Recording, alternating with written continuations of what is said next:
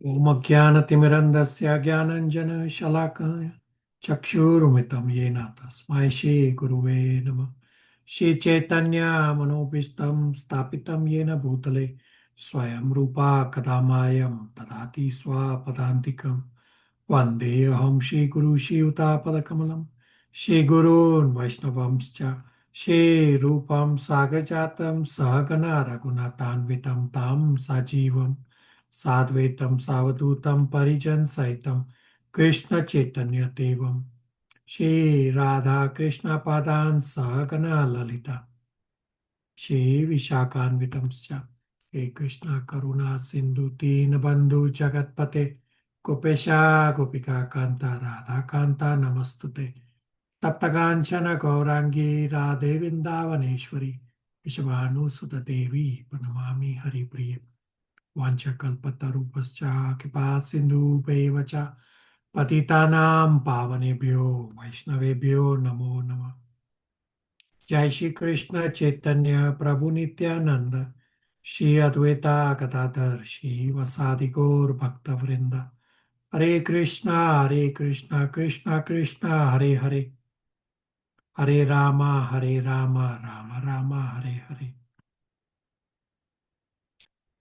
Hare Krishna, thank you all for coming. So today we will aim to finish our Bhagavad Gita study, and we will also revise Bhagavad Gita chapters 17 and 18. We will discuss the importance of regular hearing and regular reading of Bhagavad Gita. Otherwise, material world whirlpool and material taste will drag us away. We will discuss that when you travel to your home country or when your family visits you here, it is very important to be diligent in being connected with regular hearing and reading of Bhagavad Gita. Otherwise, we end up getting dragged away by material association. There are examples after examples after examples for those not diligent in hearing, reading, while they have traveled to their home country or while family have visited them. All of them have ended up leaving the scriptural study. Now, for those of you listening to class recordings, it is very important to send me at least one striking point and at least one inquiry from each recording so that this becomes a force for you all to listen to the recordings regularly and as soon as is possible. Otherwise, these recordings will pile up very, very soon. Even though it is just one class a week, these will pile up very, very soon. We also have examples for these. And we will also discuss the new process of you all listening to past class recordings from next week onwards with the start of Nectar of Instruction, and the weekly live classes will be for practical inquiries. I'll discuss as we finish Bhagavad Gita and discuss the next steps.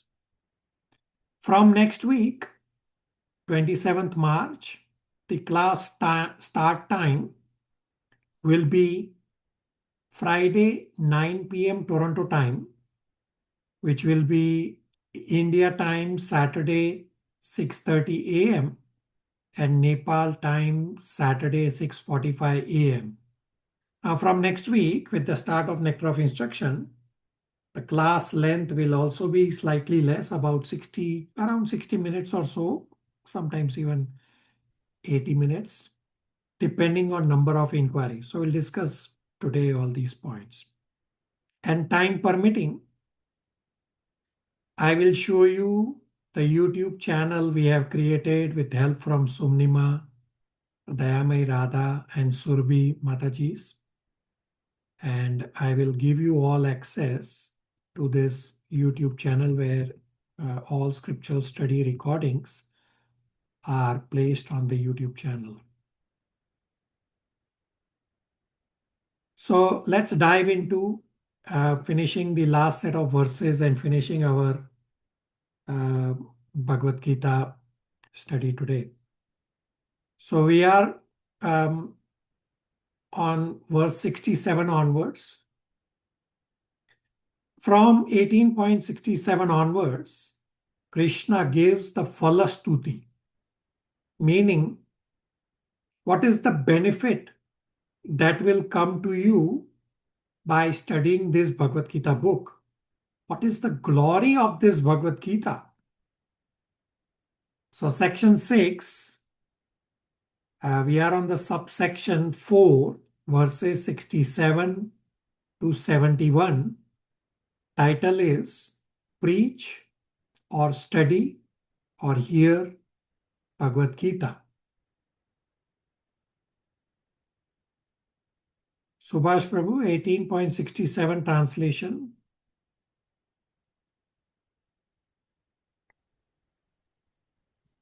(18.67) This confidential knowledge may never be explained to those who are not austere or devoted or engaged in devotional service, nor to one who is envious of me. So Krishna is saying, don't tell this Bhagavad Gita knowledge to these categories of people. These categories are those who do not perform austerity, those who are not devotees, those who are not engaged in devotional service, those who are always envious of Krishna. Now, if we actually see through that, don't speak to those who are not austere, not devoted, don't do service, those who are envious. Well, then who is left? Practically, all people in the material world have envy of Krishna. And how many people are engaged in services to Krishna? Not many. How many people are actually doing austerities? Not many. So question becomes, so what is the reason for this kind of verse after speaking the whole Bhagavad Gita? The answer is Bhagavad Gita has Karma Yoga, Jnana Yoga, Atma Gyan, all these basic subject matters. These can be told to anyone and everyone. But here what Krishna is saying, that don't tell the most confidential knowledge to all these people who are not austere, not devoted, do not do services, and who are envious of Krishna. The knowledge of Krishna's supremacy, the knowledge of Sarva Dharman Parityaja Mam Ekam Sharanam Vraja, envious people may think that why is Krishna demanding to surrender? And that to surrender only unto me. And to them, it will seem like Krishna is arrogant. But we have discussed at great length that Krishna is not arrogant. Otherwise, look at the picture we have on the screen. Krishna being the charioteer of Arjuna, who takes this menial position. An arrogant person will never take such a position. So what's the purpose of this verse 18.67? Understand this with an example. That parent may have a very precious treasury, very rare and precious jewels, and parent does not want to tell anybody about this. Now, children are going to get the inheritance from the parent, but the parent does not tell about this very precious treasure because the treasure is very precious and the parent first wants the children to grow up and be responsible. And grown up children will then not squander the precious treasure away. They will use it properly. So Krishna wants the children to grow up and then disclose the precious treasure of Bhagavad Gita. Similarly, we all souls in the material world, the souls who are not grown up, they don't understand the glory of Krishna. They have all these attributes described in 18.67 that they are not serving Krishna. They are not austere because they are caught up in petty, trivial, worldly things. So the parent does not want to hide the business and the precious treasury. But the children are caught up in playful, trivial things. And if they get this big amount of money, they will squander it away carelessly. Therefore, the parent wants the children to first grow up. When children grow up, then parent reveals the supreme treasure.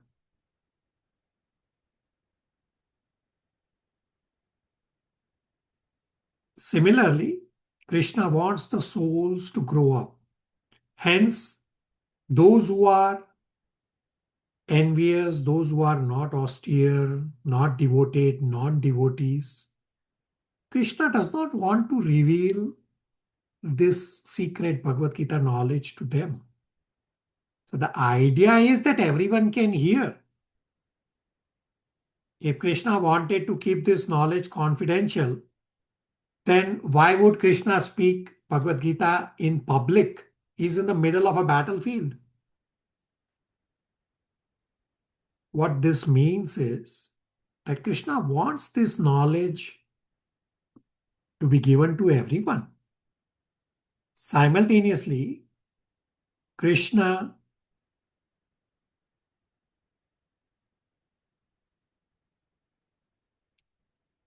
is saying that don't tell this confidential knowledge to people described in 18.67, that those who are not devoted, not austere, not doing devotional services. So from the many children, one of the children has pleased the father very much and is obedient. So the father shows this child, the obedient child, he shows him the secret treasure.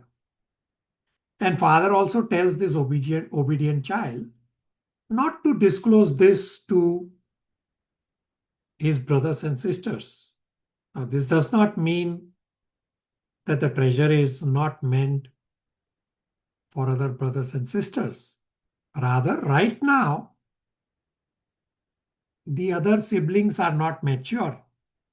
Similarly, Krishna is telling Arjuna, I have told you this most confidential knowledge. I have given you this, but don't tell this to others. Let them first grow up. Therefore, the purpose is not to hide this knowledge. When Krishna is saying that don't tell this confidential knowledge to all these kinds of people, rather the purpose is to encourage people to grow up and then to give them this confidential knowledge when they have grown up.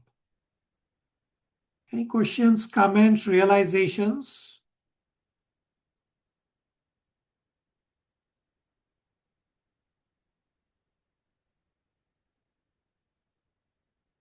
Shruti, 18.67 purport, faster pace. Hare Krishna. Persons who have not undergone the austerities of religious process, who have never attempted devotional service in Krishna consciousness, who have not tended a pure devotee, and especially those who are conscious of Krishna only as a historical personality or who are envious of the greatness of Krishna, should not be told this most confidential part of knowledge. It is, however, sometimes found that even the demoniac persons who are envious of Krishna, worshipping Krishna in different ways, take to the profession of explaining Bhagavad Gita in a different way to make business, but anyone who desires actually to understand Krishna must avoid such commentaries on Bhagavad Gita. Actually, the purpose of Bhagavad Gita is not understandable to those who are sensuous. Even if one is not sensuous but is strictly following the disciplines enjoyed in the Vedic scripture, if he is not a devotee, he also cannot understand Krishna. And even when one poses himself as a devotee of Krishna but is not engaged in Krishna conscious activities, he also cannot understand Krishna. There are many persons who envy Krishna because he has explained in Bhagavad Gita that he is the supreme and that nothing is above him or equal to him. There are many persons who are envious of Krishna. Such persons should not be told of Bhagavad Gita, for they cannot understand. There is no possibility of faithless persons understanding Bhagavad Gita and Krishna. Without understanding Krishna from the authority of pure devotee, one should not try to comment on Bhagavad Gita. Hare Krishna. The Prabhupada says, without understanding Krishna from authority of a pure devotee, one should not try to comment on Bhagavad Gita. So Krishna is saying, don't speak to others. Now what to speak of non-devotees? Commenting on Bhagavad Gita, that is not at all appropriate unless you are in disciplic succession. Questions, comments, realizations?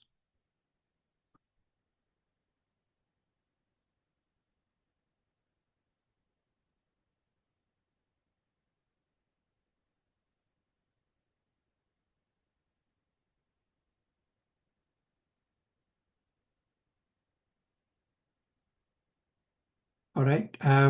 Verses 18.68 and 69,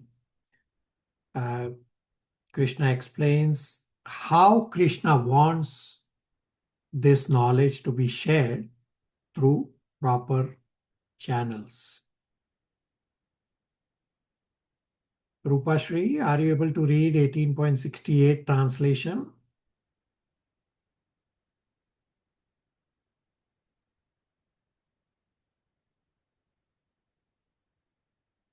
Sure, Prabhu. It's a little bit noisy from my end. That's okay. Okay. For one who explains the supreme secret to the devotees, pure devotional service is guaranteed, and at the end, he will come back to me. So this supremely confidential knowledge, Krishna says, speak it to my devotees. If you speak this confidential knowledge to my devotees, the result is you will be able to perform pure devotional service to me. The result will be you will definitely come back to me. So Krishna is saying that if you just share this message, share this knowledge of bhakti with everyone, the result will be that we will get para bhakti. Krishna is guaranteeing this. You will be performing pure devotional service to me, and at the end, you will come back to me. Krishna is saying this. So, Srila Prabhupada has taught that preaching is part of our sadhana. As sadhakas, we should share Krishna consciousness with others. Now, what does my devotees mean? So the word devotees refers to upcoming devotees also, those who are devotionally minded. So for new people, we have to go step by step, explain the existence of God, soul.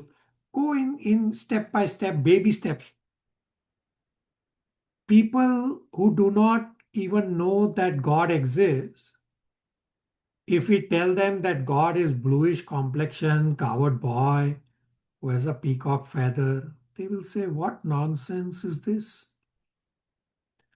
And they will say, this is mythology. Or somebody explains Krishna's intimate pastimes like the Ras Leela with gopis. New people will say, this is your God? Dancing with gopis in the middle of night? What kind of God is this? And they will end up misunderstanding Krishna. And they will consider Krishna as immoral. Therefore, we have to talk to new people according to their level and bring them closer and closer and closer to Krishna in a baby steps manner. So Krishna says, speak to my devotees. This is not a restriction, but is a precaution to present Bhagavad Gita according to people's level. To counter this conception of immorality, we need systematic education. Another example you can see is that we cannot teach calculus to kindergarten student. Similarly, we don't have to talk about advanced levels of devotional knowledge to people who are new. No, we have to go step by step. Talk basic concepts. There is God, there is higher authority, there is soul. So talk basic concepts and bring them up little by little.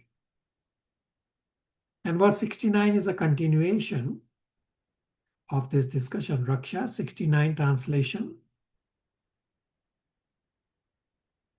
Yes, Prabhuji. Text 69. There is no servant in this world more dear to me than he, nor will there ever be one more dear. Hare Krishna. So Krishna is saying that one who assists Krishna in distributing this Bhagavad Gita knowledge,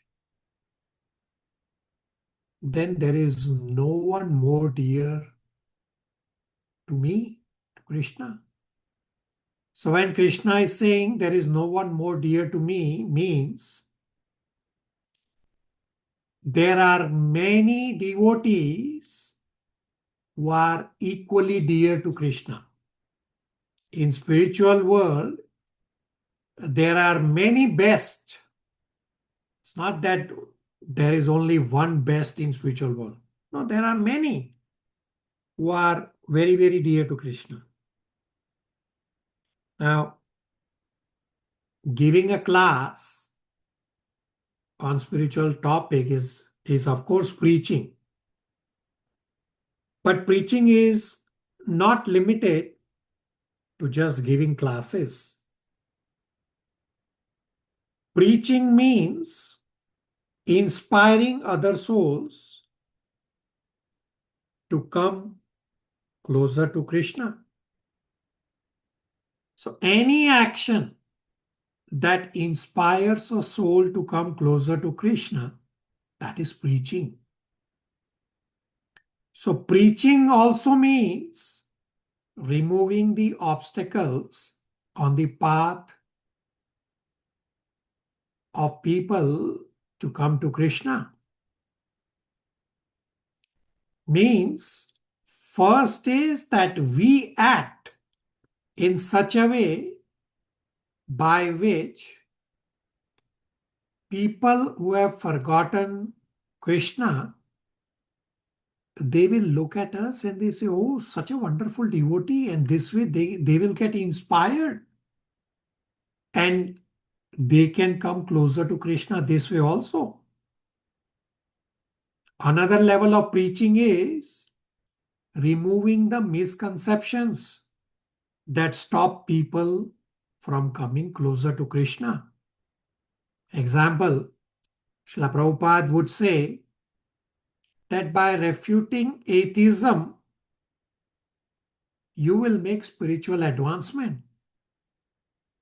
Because atheism, they form a wall between the soul and Krishna. Now, Srila Prabhupada's purports, they focus a lot on countering misconceptions.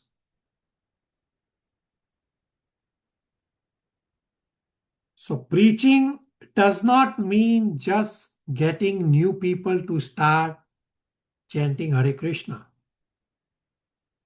Yes, that is also preaching. Preaching also means helping anyone and everyone to move closer to Krishna from whatever be their position right now.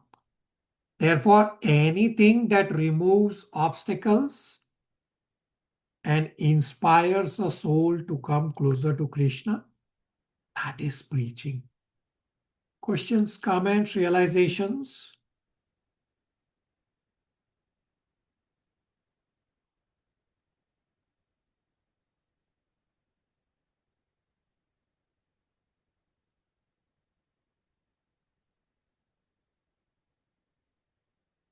All right. So now Krishna is going to give a descending ladder of mercy, just as we have in chapter 12, descending ladder of devotion. Similarly, here Krishna is giving a descending ladder of mercy. That first he says, share this message and you will become very dear to Krishna. But many would say, and I have also said this at the start when devotees asked me to share this Bhagavad Gita with others, and many would say the same thing, that sharing this message is very complicated. It's very difficult. I cannot do all of that. Therefore, in 18.70s, Krishna says that if you cannot share this message, then at least study this message properly. Priyadarshini, 18.70 translation. Hare Krishna Prabhuji. 18.70. And I declare that he who studies this sacred conversation of ours worships me by his intelligence. Hare Krishna. So we have read this verse 18.70 at our very first class. That studying Bhagavad Gita is worship. Krishna is saying that studying Bhagavad Gita is a form of bhakti, is a form of worship. So generally when we do Aarti, worship of Krishna, we worship Krishna with diya, lamp, agarbatti, etc. So Krishna is saying that don't think that worship can be performed only with lamp and incense. Worship can be performed not just with these paraphernalia of lamp and incense, but worship can also be with subtle paraphernalia, means with our intelligence. When we study Bhagavad Gita, we are worshipping Krishna with our intelligence. Therefore, I have described many times that just as when you go to take darshan at the temple or your home temple, you wait for the doors to open. Similarly, I have asked all of you to always try to join our Bhagavad Gita classes ahead and don't make Krishna wait.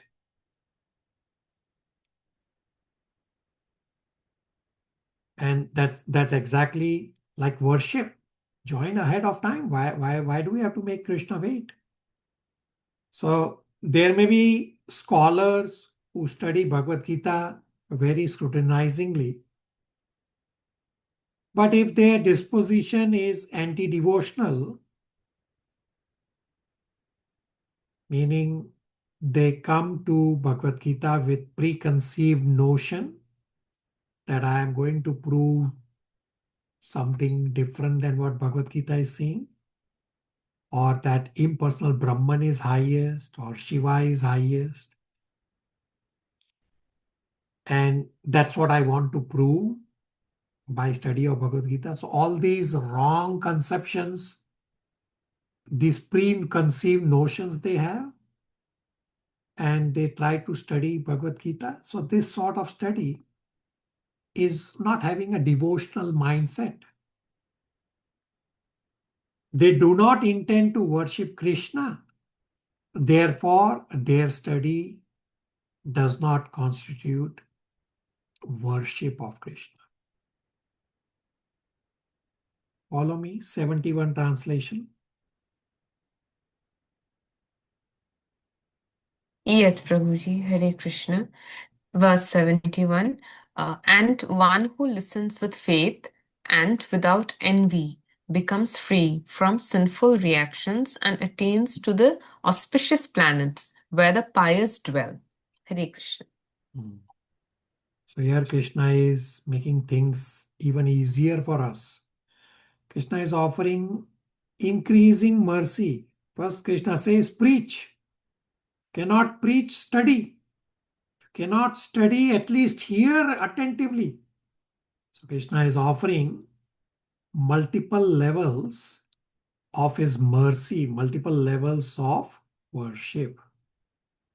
Questions, comments, realizations? Mansi Monarch. Hare Krishna, Prabhu. Prabhu, in this 71 verse, when Krishna says to auspicious planet, does it mean that higher material world, or he's talking about the spiritual planets?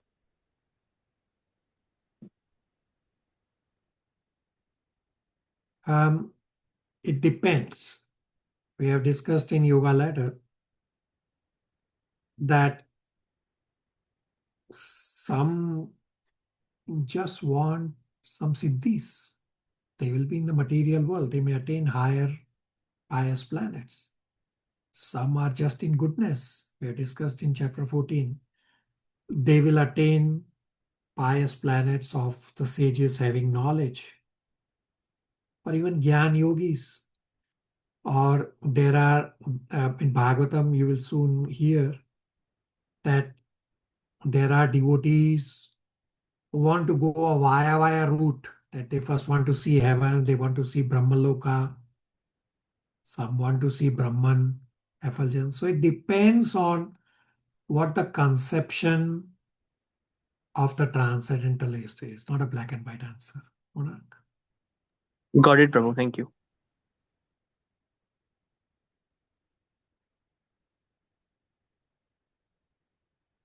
So now, section 6, subsection 5 is verses 72, 73. Title is Arjuna's Determination. Padma Kumar Prabhu, 72 translation.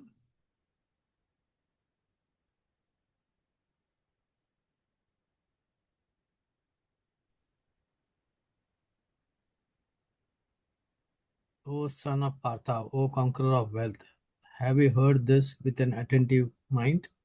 And are your ignorance and illusions now dispelled? Hare Krishna. So Krishna is inquiring from Arjuna two things. Have you heard this attentively? And have you understood clearly? So Arjuna may say, I have heard attentively. But then, of course, hearing attentively is not enough.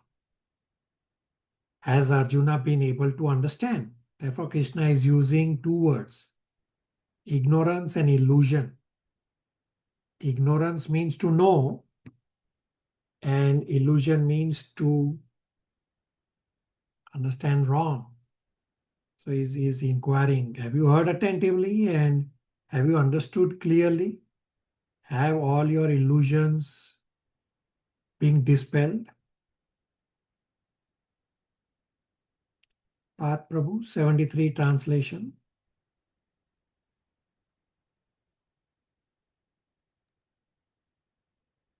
Hare Krishna Prabhuji. Verse 73 translation. Arjuna said, my dear Krishna, O infallible one, my illusion is now gone. I have regained my memory by your mercy. I am now firm and free from doubt and am prepared to act according to your instruction. Hare Krishna.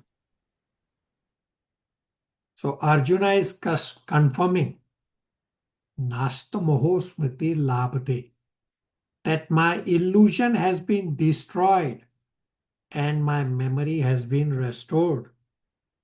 So what memory is restored?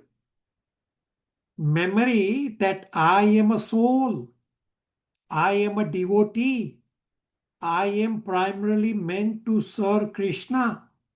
Therefore, Arjuna is saying that it is by your mercy that I have understood and now I am properly situated. So end of Bhagavad Gita is not simply an abstract intellectual exercise. Rather, it is a call for transformation. It is a call for redirection. It is a call for practical change. So here Arjuna is saying, actually, I will go further.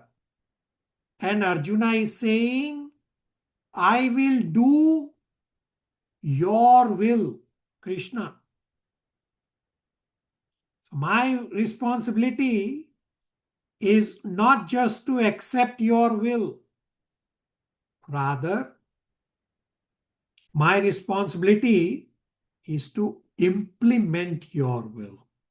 Therefore, Arjuna says, I am prepared to act according to your instructions.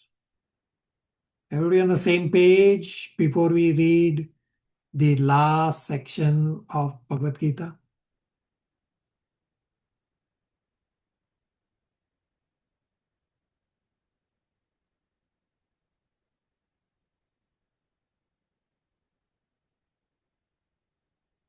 All right. So now section 6, subsection 6 is verses 74 to 78. Title is Sanjaya's Ecstasy and Prediction. Mansi, 74 translation. Hare Krishna. Sanjaya said, thus have I heard the conversation of two great souls, Krishna and Arjuna. And so wonderful is that the message that my hair is standing on end. Hare Krishna. So Sanjaya describes that this beautiful conversation took place between Krishna and Arjuna, the great souls. So there's a significant word, Mahatma. Sanjaya has used the word Mahatma to refer to both the Lord and his devotee. So Krishna has used the word Mahatma to refer to his devotee in 9.13. So the word Mahatma is used to refer to devotees in Bhagavad Gita in Krishna's words, as well as to refer to Krishna.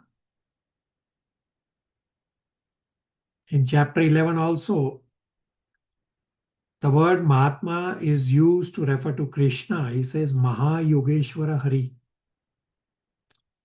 So in 18.74, in one verse, Sanjaya is saying that both of them, Krishna and Arjuna, are Mahatma.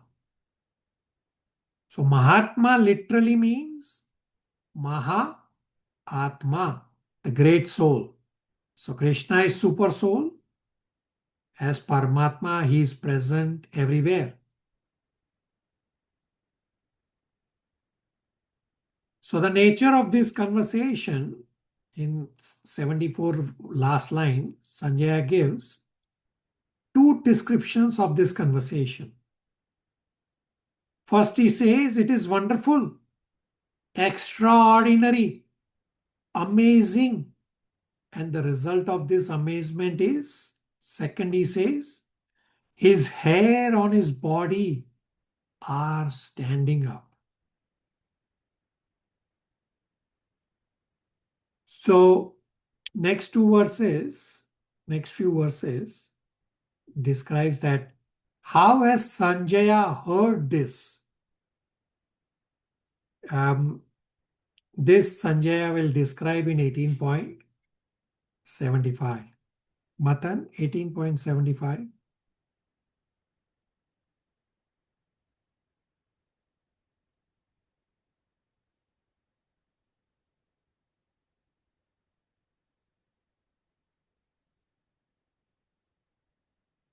Deepa, 1875. Hare Krishna.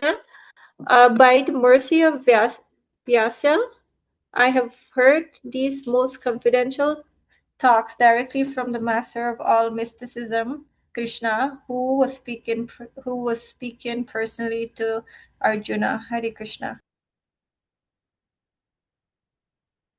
So Sanjaya says, by the mercy of Srila Vyasadeva, I have heard this. So Srila Vyasadeva is Sanjaya's spiritual master. So it is not just a matter of seeing and hearing. So even if Sanjaya was right next to Arjuna when Krishna was speaking, by that alone, Sanjaya would have not been able to understand Bhagavad Gita. Therefore, he says, Srila Vyasadev Prasad. So Vyasadev Prasad refers to not just to the special vision that Sanjaya had and this ability to hear from far distance that was provided to Sanjaya. Rather, this also refers to the special comprehension that was provided. By mercy, we don't just get the vision, rather, we also get comprehension. So, all of you are able to understand Bhagavad Gita is because you all also have received mercy from a pure devotee. Otherwise, it is not possible to comprehend Bhagavad Gita just by simple hearing. Therefore, Sanjaya was not only able to see and hear what was happening on the battlefield while he was sitting in Hastinapur. Rather, along with hearing and seeing, Sanjaya was also able to understand and comprehend Bhagavad Gita. This was possible because of the mercy of Srila Vyasadeva. Therefore, he says Vyasa Prasad. So Sanjaya is saying Krishna himself spoke it. Krishna is no ordinary person.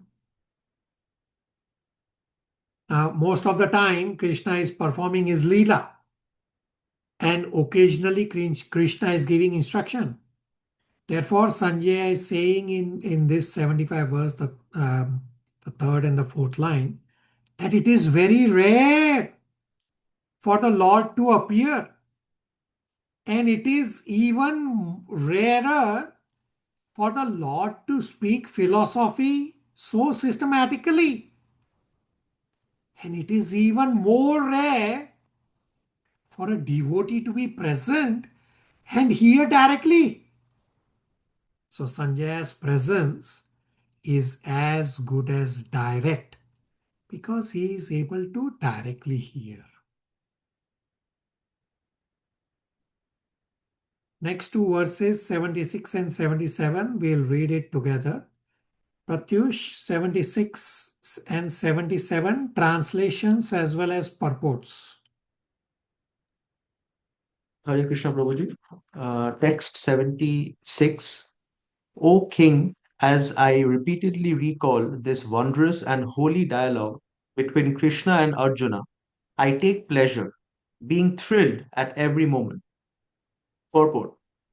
The understanding of Bhagavad Gita is so transcendental that anyone who becomes conversant with the topics of Arjuna and Krishna becomes righteous, and he cannot forget such talks. This is the transcendental position of spiritual life. In other words, one who hears the Gita from the right source, directly from Krishna, attains full Krishna consciousness. The result of Krishna consciousness is that one becomes increasingly enlightened and he enjoys life with a thrill, not only for some time, but at every moment. All right, we'll let Shreyanshi read 77 translation and purport. Hare Krishna. O King, as I remember the wonderful form of Lord Krishna, I am struck with wonder more and more, and I rejoice again and again. It appears that Sanjay, also by the grace of Vyas, could see the universal form Krishna exhibited to Arjuna. It is, of course, said that Lord Krishna had never exhibited such a form before. It was exhibited to Arjuna only, yet some great devotees could also see the universal form of Krishna when it was shown to Arjuna, and Vyasa was one of them. He is one of the great devotees of the Lord, and he is considered to be a powerful incarnation of Krishna. Vyas disclosed this to his disciple Sanjaya, who remembered that wonderful form of Krishna exhibited to Arjuna and enjoyed it repeatedly. So, there are similarities in 18.76 and 77 verses. It says remembering and remembering in both verses. And both verses also have to delight, to rejoice, to be jubilant. So remembering and remembering again and again this wonderful, sacred, purifying message. Sanjay says, I am thrilled. I am taking pleasure in this conversation again and again. He's also remembering and remembering again and again. This universal form of Lord Krishna is extraordinary. I am astonished. I am wonderstruck. I am enjoying repeatedly. So most people think that to get new pleasures, I have to do new activities. However, no matter how new the activity is, there is no new pleasure available at bodily level.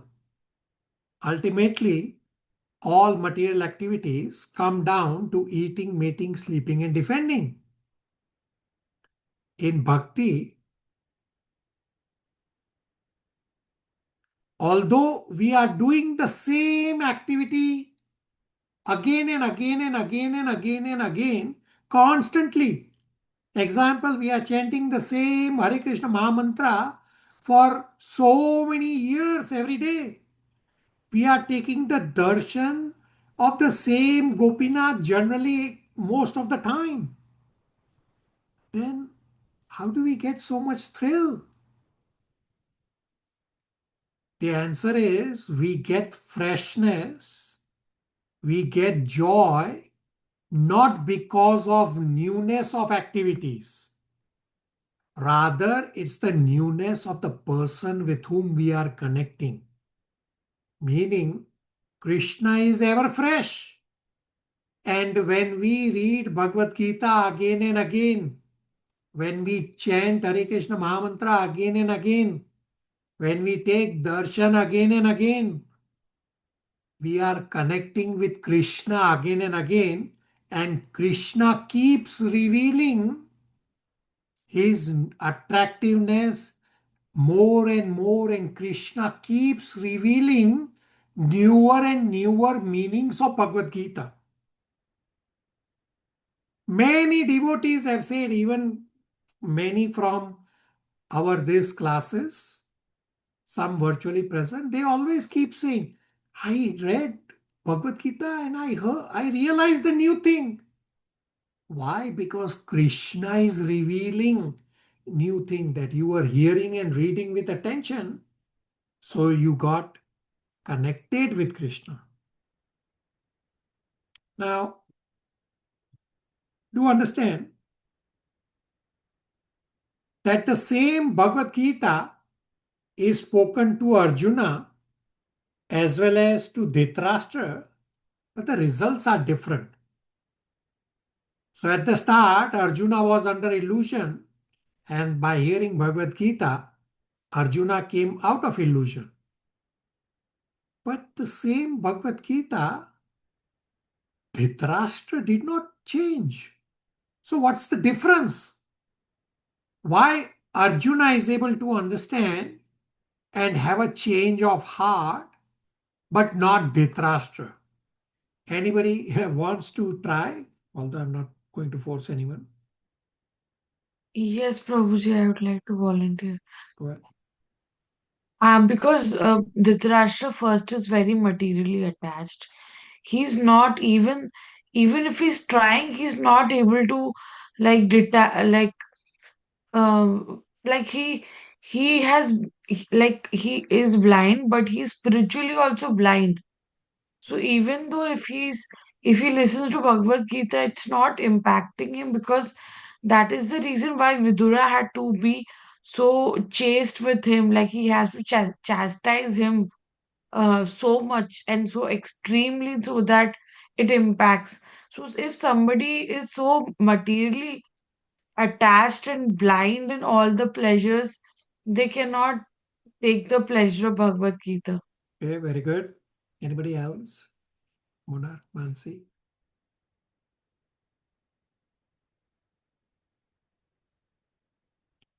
Monarch, Mansi, unmute. Hare Krishna Prabhu. So Arjuna, before listening to Bhagavad Gita, he surrendered to Krishna. But on the other hand, Dhritarashtra was listening to Bhagavad Gita from Sanjaya just for the sake of listening. So maybe that can be the reason. Very good. Correct. All points correct. So you are correct that Arjuna was submissive. Dhritarashtra might have been inquisitive. I mean, at the very first verse, he did inquire. What did they do? So he is inquisitive. Simultaneously, Dhritarashtra is very attached and very biased, exactly what Shrivanshi correctly described. And of course, Monarch Prabhu also correctly described about being surrendered Arjuna. So Arjuna is surrendered, submissive. Dhritarashtra may be inquisitive, but he is very much attached and he is biased. So inquisitiveness alone is not enough. Submissiveness is required. So in Bhagavad Gita 4.34, the spiritual master verse, while describing how we should go to spiritual master, so points described are paripatena, means inquisitiveness, and prariprashnena, that submissiveness is also required. Of course, service is also the third item for spiritual master to reveal. So more importantly here in context is inquisitiveness and submissiveness are both required, which is what Arjuna did. So Dhritarashtra was inquisitive, for sure. At Bhagavad Gita very first verse, Dhritarashtra says, Kim akurvata Sanjaya. But Dhritarashtra was not submissive. Therefore, Dhritarashtra's heart did not change. So why Dhritarashtra was not submissive? Because Dhritarashtra was attached. So when we are too attached, there is temporary illumination when we hear words of wisdom. But afterwards, again, there is darkness. And the example to understand this Dhritarashtra situation is that just when there is a lightning in a dark night, there is illumination for a moment. But then again, there is pitch dark. That was the situation of Dhritarashtra. That for a moment when he was hearing, he might have had that little illumination like lightning, but then he goes back into darkness. So as long as we are attached, it is difficult for us to realize the wisdom of Bhagavad Gita.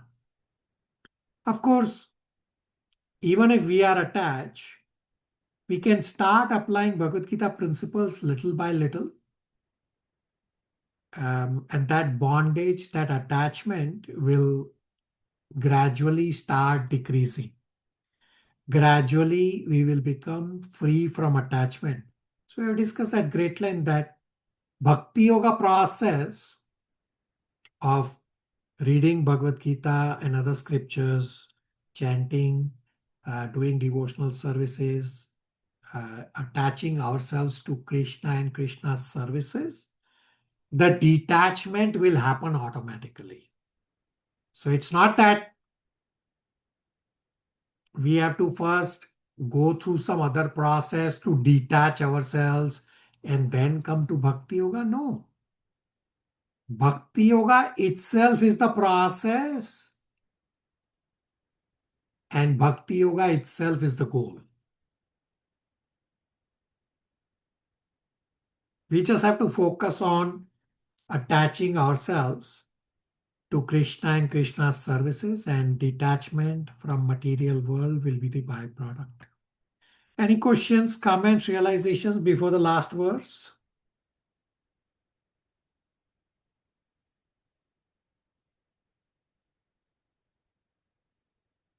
Now, 18.78 is not a key memorization verse, but definitely a very important verse.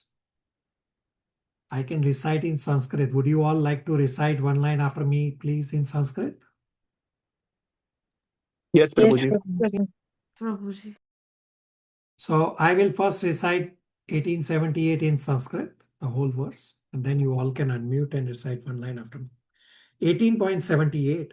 Yatra Yogeshwara Krishna, Yatra Partha Dhanurdhara, Tatra Shri Vijay Bhuti, Dhruva Nitir Matir Mama. Everybody unmute and recite one line after me, please. Yatra Yogeshwara Krishna, Yatra Yogeshwara Krishna, Yatra Partha Dhanurdhara, Yatra Partho Dhanurdhara, Tatra Shri Vijay Bhutir, Tatra Tatra Shri Shri Vijay Vijay Dhruva Nitir Matir Mama. Dhruva Nitir Matir Mama. Mama. Abhishek Prabhu, translation.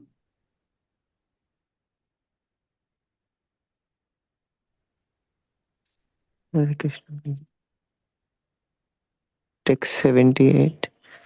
Wherever there is Krishna and the master of all mystics, and wherever there is Arjuna, the supreme archer, there will also certainly be opulence, victory, extraordinary power, and morality. That is my opinion. You all can try to memorize this verse also. Very, very nice verse to recite also. So Sanjaya has become enlightened by the fact that he has become attracted to Krishna. Sanjaya is thrilled in remembrance of Krishna. Sanjaya is making a prophecy that wherever there is Krishna, wherever there is Arjuna, there will be opulence, victory, extraordinary power, morality. So significant point is Dhanurdhara, that Arjuna has raised his famous Gandhiva bow. So at the start of chapter 1, in verse 46, because of mind filled with lamentation, Arjuna had put aside his Gandhiva bow And after hearing the Bhagavad Gita, Arjuna has now picked up his Gandiva, meaning Arjuna has become ready to follow Krishna's instruction. Arjuna is ready to do Krishna's will. So Arjuna's Gandiva bow represents the living entity's determination to serve Krishna. At the start of Bhagavad Gita, Arjuna wanted to see.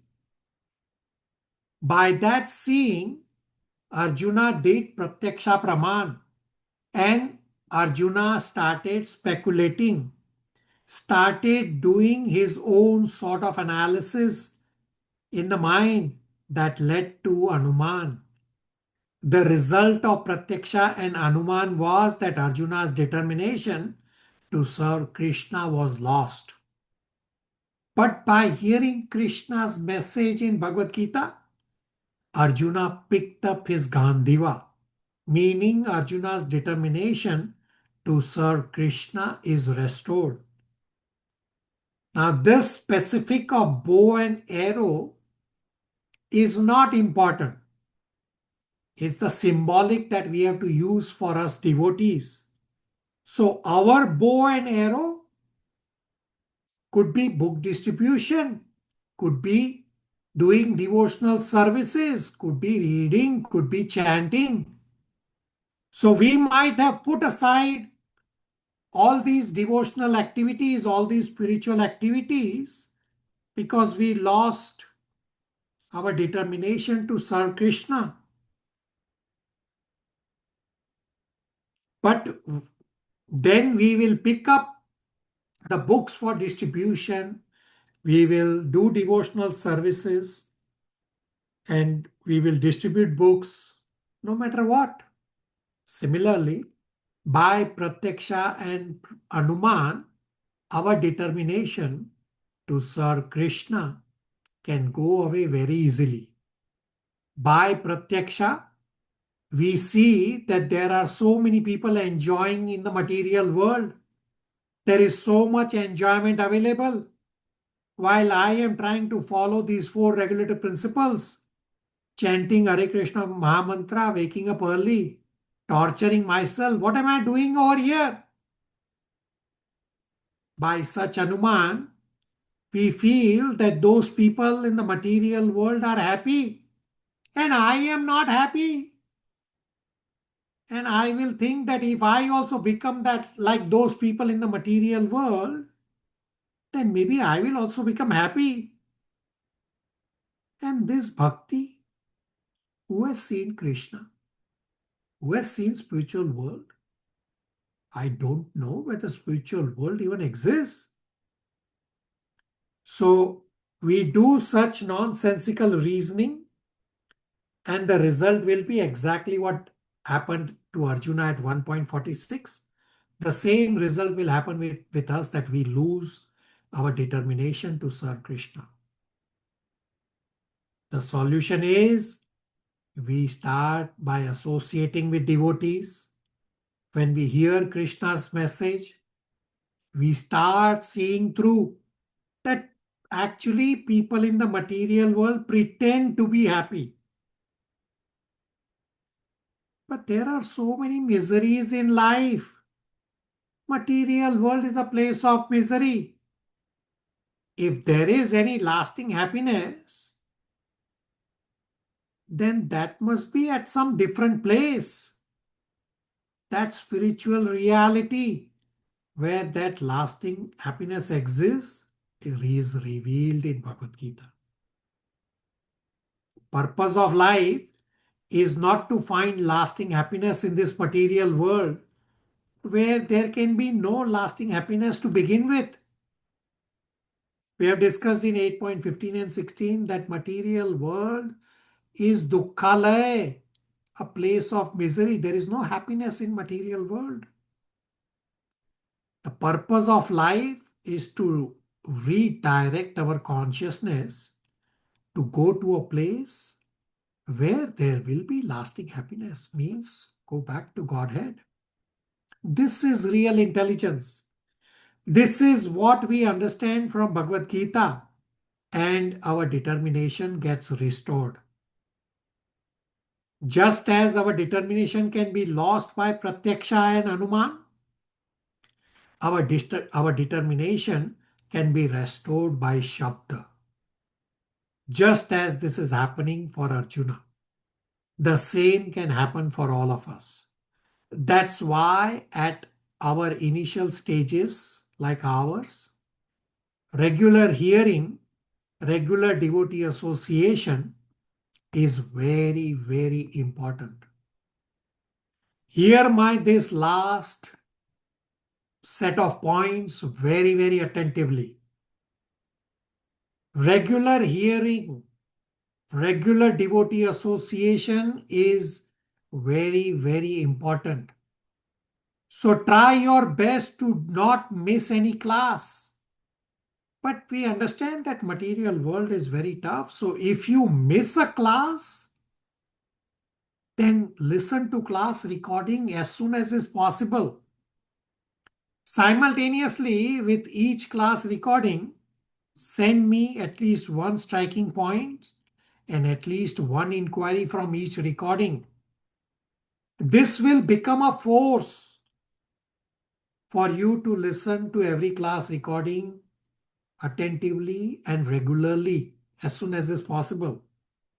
Otherwise, material taste is always there to drag us away. There are examples after examples after examples across all batches that devotees who do not listen to class recordings when they miss the classes, they end up leaving spirituality. Now, in terms of travel, so Prabhupada said that there is no need to travel. But if you have to travel, make your travel as bhakti yoga. How do you make your travel as bhakti yoga? That on the airplane, you listen to Prabhupada Japa, you listen to Prabhupada lecture, you read Bhagavad Gita instead of sleeping and watching television on the airplane. And now airplanes even have Wi-Fi. So we have a live example here, Shruti. Last time she was traveling to India, the flight was during our class time. She was attending our classes from her airplane. Travel. So her travel is bhakti yoga. You all can also do that. Many devotees, when they travel, they take Srila Prabhupada's lectures from me. They load up on their phones so that they listen to class recording. I will show you a very recent example. I'll show you pictures for Archana from the batch number 3 and 4. She's right now traveling to Mayapur. She also did the same, that she took a lot of Prabhupada lectures from me. That's what she's doing. And at Mayapur also, she is distributing books. And another recent example I will give you about Riya, when she also traveled to Mayapur. She listened to class recordings regularly. So that's what you have to do. That if you have to travel, make your travel as bhakti yoga by doing devotional activities as much as is possible. Now, sometimes it's not possible when you are on a local flight or on a train or a bus where you don't have internet connection. It's understandable. Listen to class recording as soon as is possible. Now, when you are traveling to your home country, understand that you are associating with materialistic people.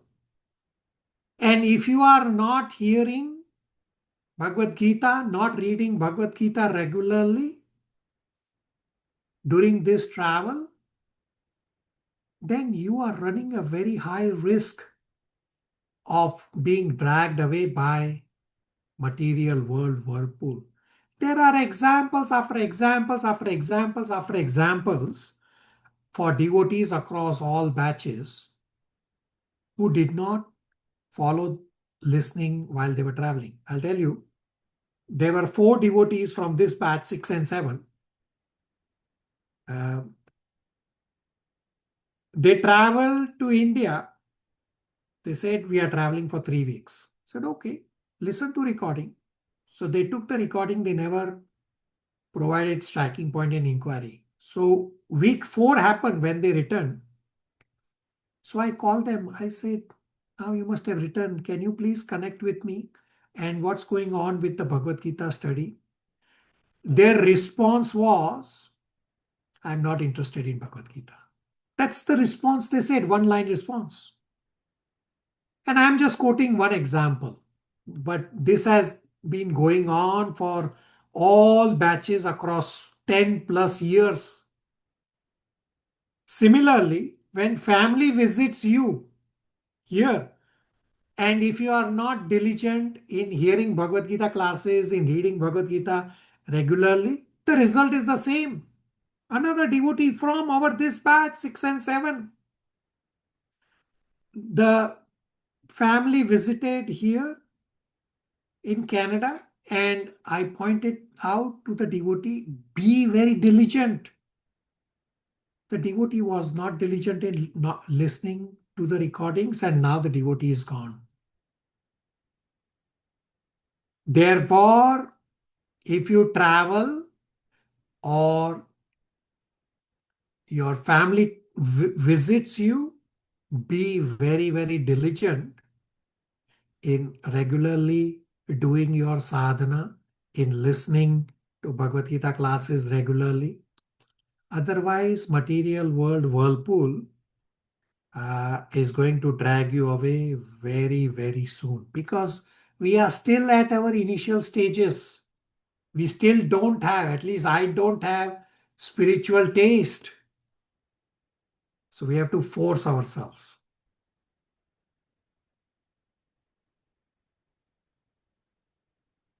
Now, also understand that when you get impacted by this situation, say you have traveled or family visits and you are not diligent in listening and reading Bhagavad Gita regularly, understand the result is as if you are a fractured person. So just as when a fractured person is healed, his cast is taken out, he does not start running marathon right away. He has to take baby steps. Similarly, is your situation that when you get impacted, when you travel and you are not diligent, you have to take baby steps. So just couple days back, one devotee from our this 6 and 7 batch traveled to India and was not diligent during the travel to listen, missed sadhana, missed classes. So now the devotee has come back and says, now I want to get back. So now the devotee has this jwara. Oh, I missed so much. Oh, I want to get back. I want to quickly get back and get caught up. And I said, no, take baby steps. Can you imagine? I actually paused the devotee. I said, you are like a fractured person. Yes, you have the right intent to get back as soon as possible, but understand the situation. Don't overwhelm you. Take baby steps. Set a goal. Set priorities. Have a balance between material and spiritual duties. That is going to bring you back properly in a balanced approach manner. My last point is that across all batches, many devotees also think that I have completed Bhagavad Gita. That means I am done with spirituality. I do not need to study other scriptures. So if any one of you have that thought in your mind, you please have an offline discussion with me, because Bhagavad Gita is just ABCD of spirituality. We have just barely scratched the surface of spirituality. The next set of books that we're going to cover is Nectar of Instruction and Nectar of Devotion, is the practice of Bhagavad Gita. This is where the real Bhagavad Gita will start. And that will prepare you for Srimad Bhagavatam. So there is a graduated process that Bhagavad Gita is ABCD and Srimad Bhagavatam is postgraduate. So anybody has this thought process that I'm going to leave now that Bhagavad Gita is finished, please have a discussion with me offline, because there is significantly more in spirituality than what we have so far covered. Thus, we have completed our Bhagavad Gita study. Any questions, comments, realizations?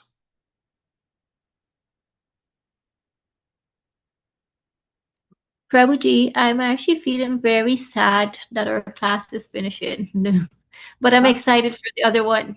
Yeah, class is not finished. It's just continuing, right? We'll Yeah, just well, this continue. Bhagavad Gita, this one here. Yeah, and you don't have to be sad about this. I will soon share the YouTube channel where the revisions are there, Okay. recording. You can listen to recording, and in batch 3 and 4, very soon, the whole of Bhagavad Gita is going to get revised in 3 classes. Oh, wow. Okay, good. So you all will attend all of that in 3 classes. Oh, wow. Okay. And it will be extensive. Okay, thank you, Prabhuji. So don't be sad. You are going to have a lot of opportunities coming up. This is my first time I've actually completed something is spiritual. I've always never done it in my life, so I'm actually excited for Yeah, future. you are very diligent. Please just continue on that. Thank you, Prabhuji. Hare Krishna. Priyadarshini. Prabhuji, in verse 76 and 77, Sanjay also relished the discussions between Arjuna and Krishna, Lord Krishna, right, Prabhuji? So is Sanjay is also a devotee of Krishna? Sanjay is also a pure devotee. You are correct. Thank you, Prabhuji. Parth Pratyush. Hare Krishna Prabhuji. First of all, I really like all of the discussions so far, and I'm grateful that I could also complete this spiritual endeavor. However, I have one small realization, and please correct me if I'm wrong. Arjuna picking up the Gandhi can also be interpreted in 2 ways. Firstly, that we should also pick up our own devotion, increase our own devotion. And also, secondly, we must also pick up Gandiv is basically a shastra, so we need to pick up also some weapons, which can also be translated into we must also become very physically strong, because adharma is still there in this world and it's still gonna continue. Adharma can come in various forms, people challenging you or conversions or whatever it is. So we must be both spiritually devoted as well as physically strong to protect our devotion. Am I getting it right or no?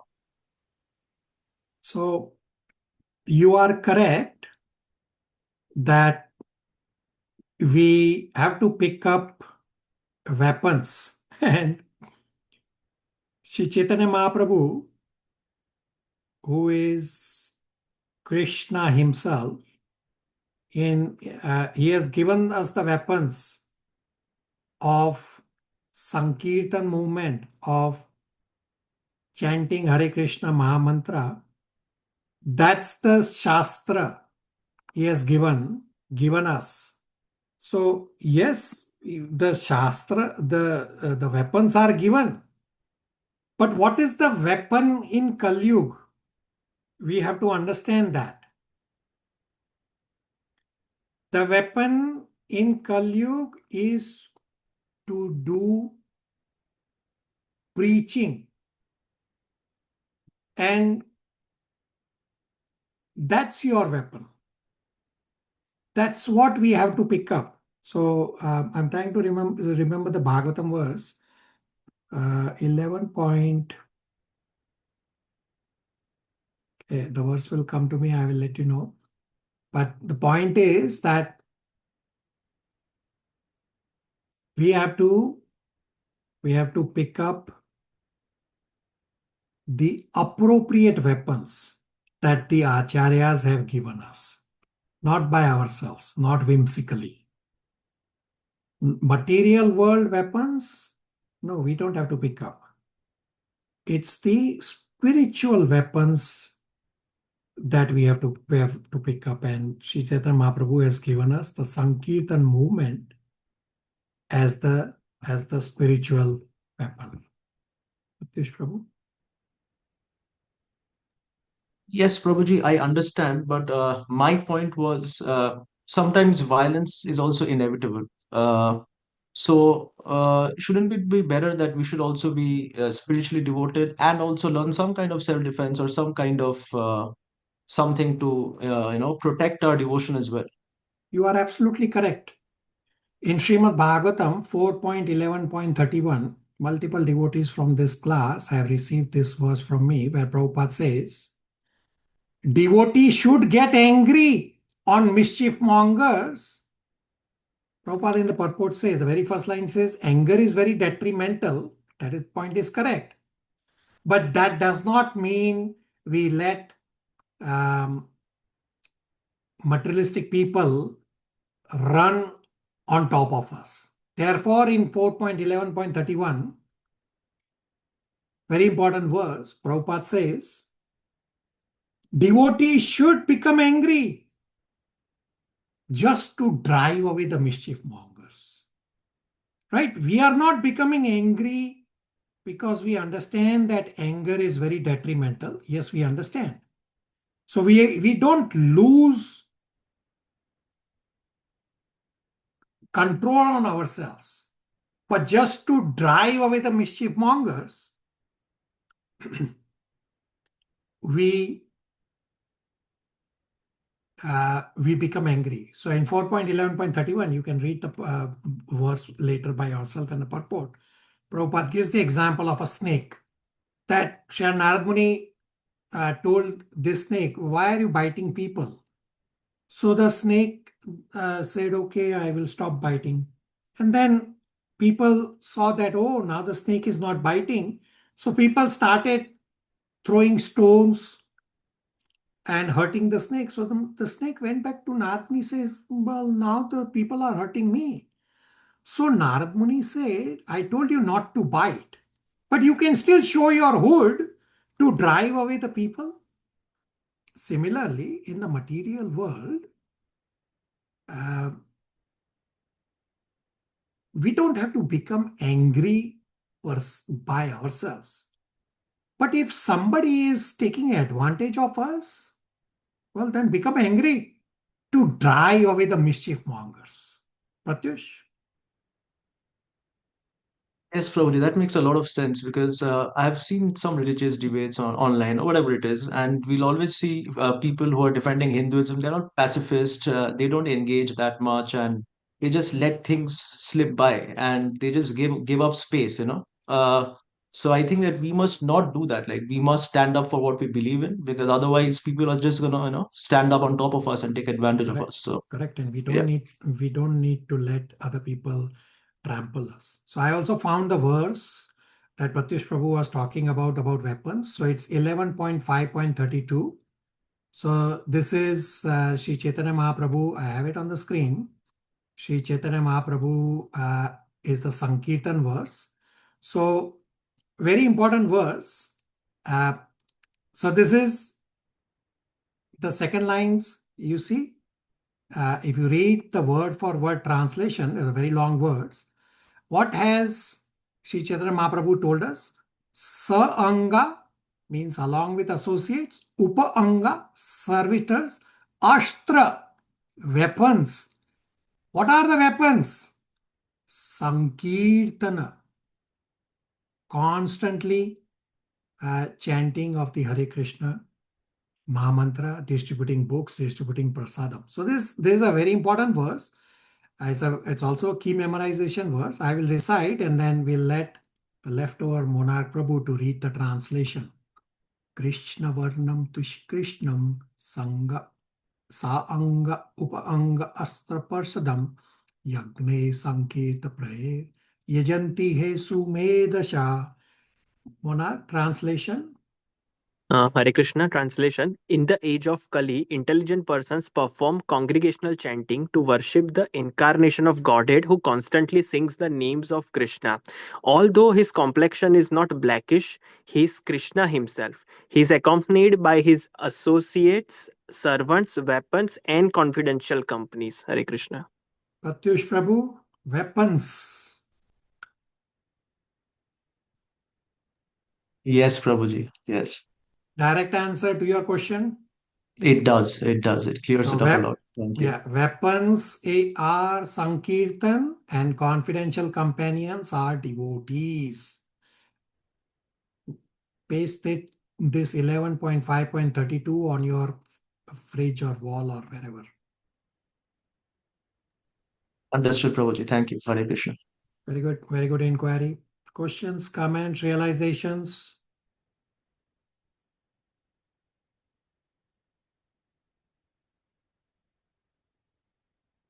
Very good. So let's quickly revise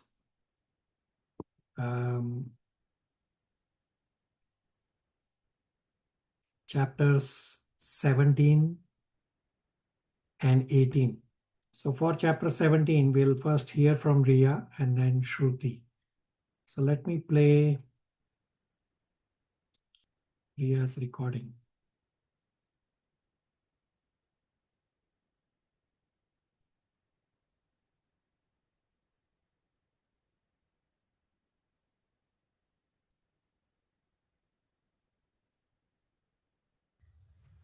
Hare Krishna.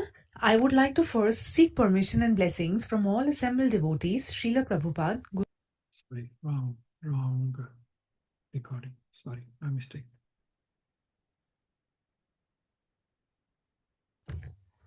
Hare Krishna. I would like to first seek permission and blessings from all assembled devotees, Srila Prabhupada, Guru Parampara, and Srimati Radharani and Lord Krishna to present on Bhagavad Gita, Chapter 17, Sections 1 and 2. Chapter 17 is titled Shraddhatraya Vibhag Yoga in Sanskrit, or the Divisions of Faith. Let's do a quick recap here. The last chapter, Chapter 16, gave us a contrast between two kinds of people. The demoniac, that is those who reject scriptures and therefore don't attain any perfection as they act according to lust, and the divine who accept scriptures and therefore attain perfection. Hence, one should follow scriptures.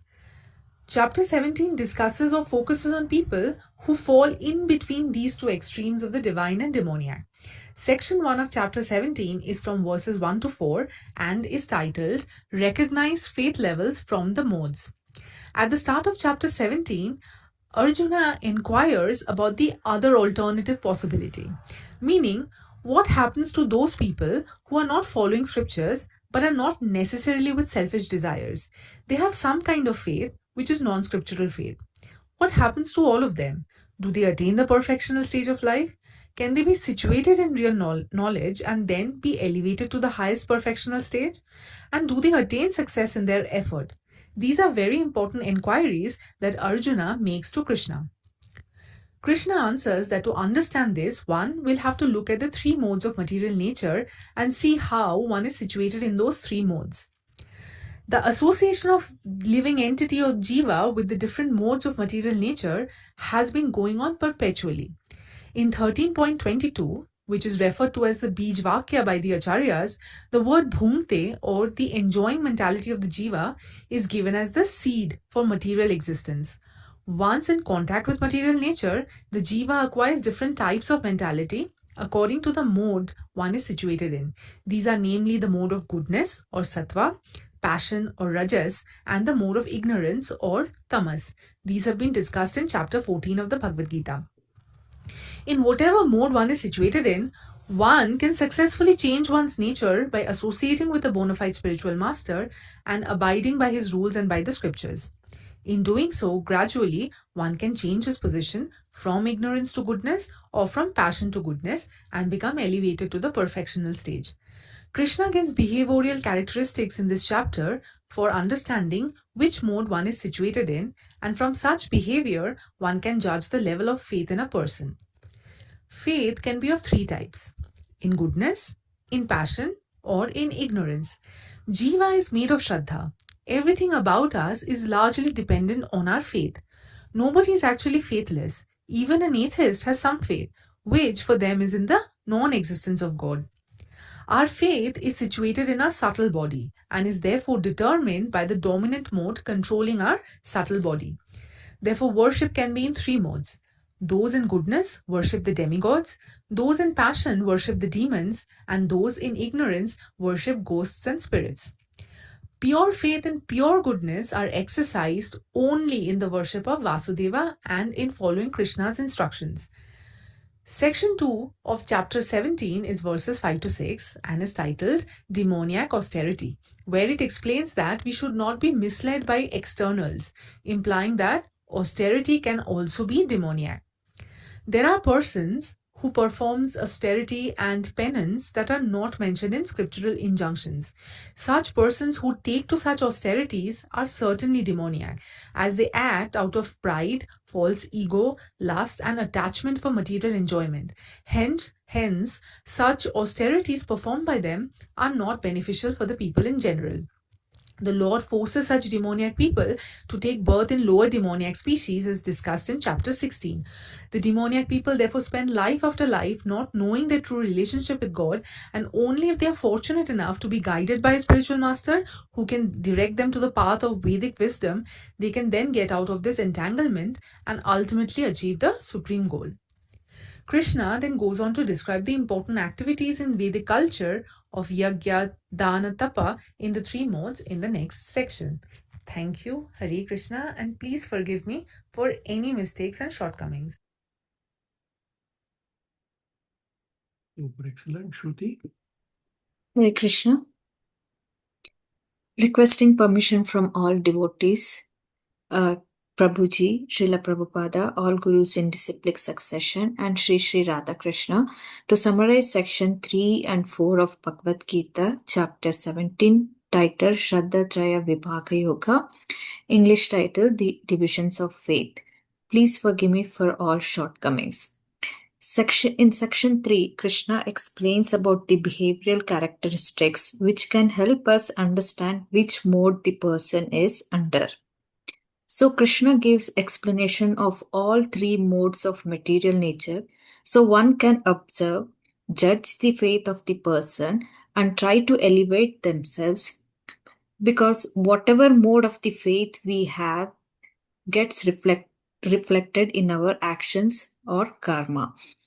Krishna talks about Yajna, Dana and Tapa in all three modes because they are considered to be very important activities in Vedic culture and can purify the souls. Although there are no tangible results immediately for these activities, but it is the faith within the heart that is getting expressed through the external activities of Yajna, Dana and Tapa in different level of material modes influencing us, whether in the mode of goodness or passion or ignorance.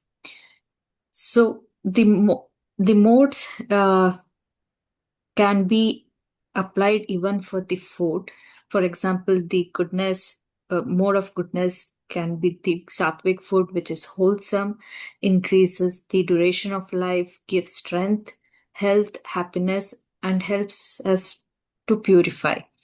And the food in the passion or rajasic, which is too salty, too sour or bitter, dry, etc., causes distress, misery, or disease.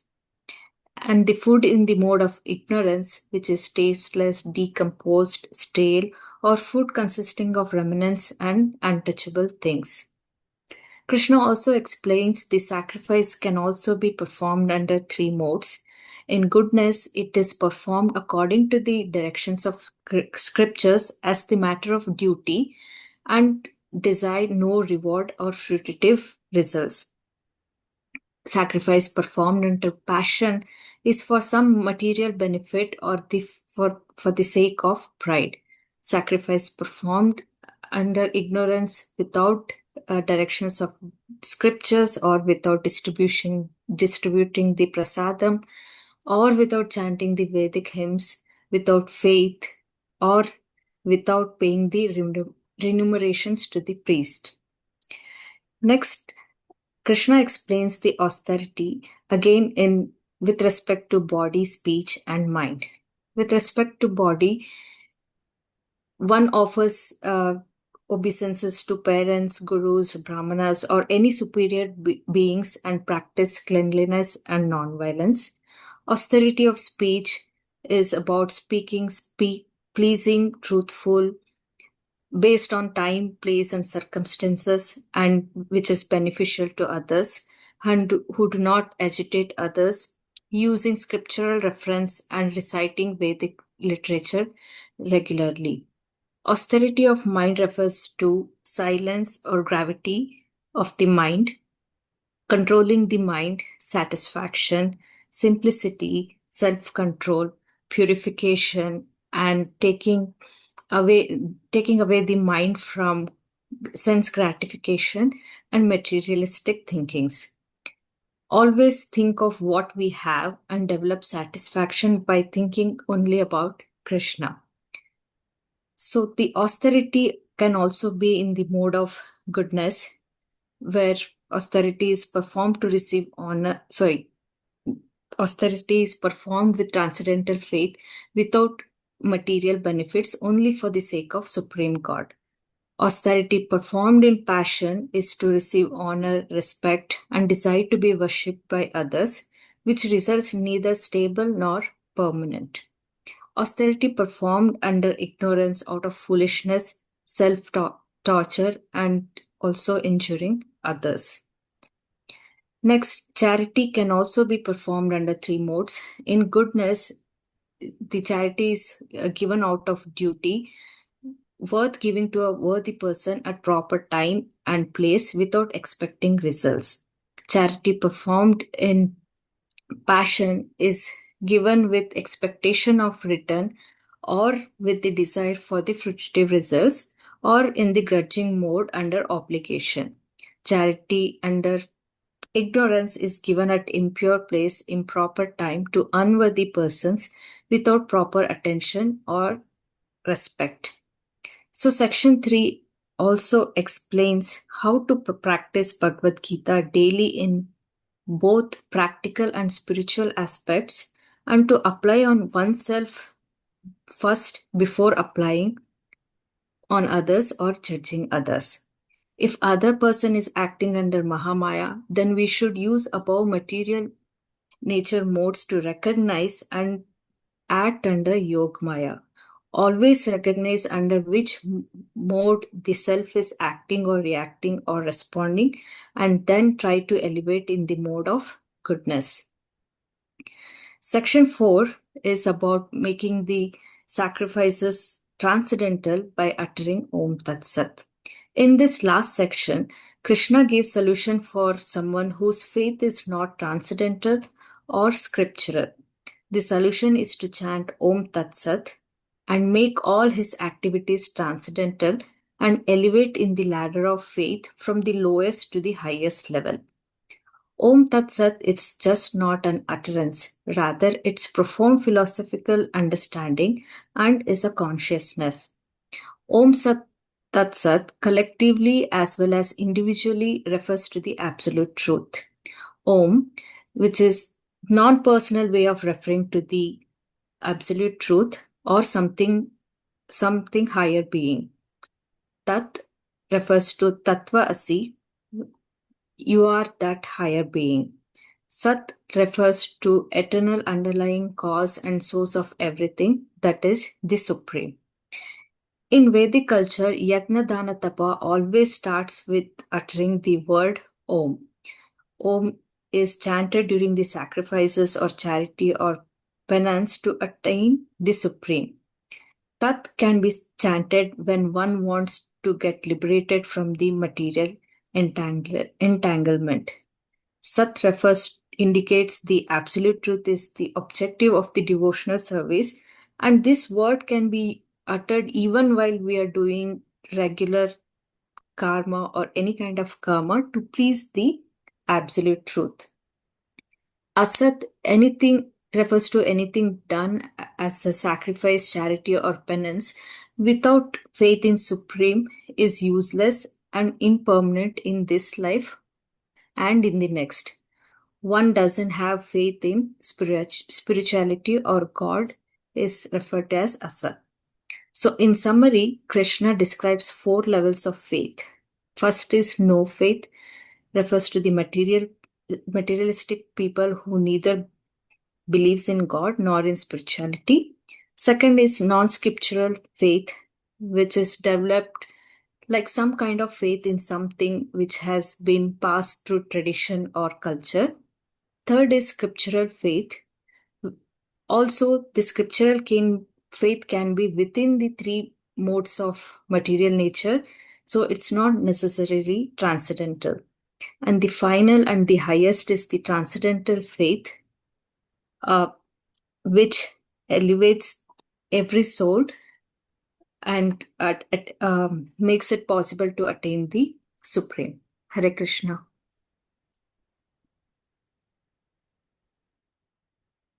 Super, excellent. Any questions, comments, realizations for the presenters?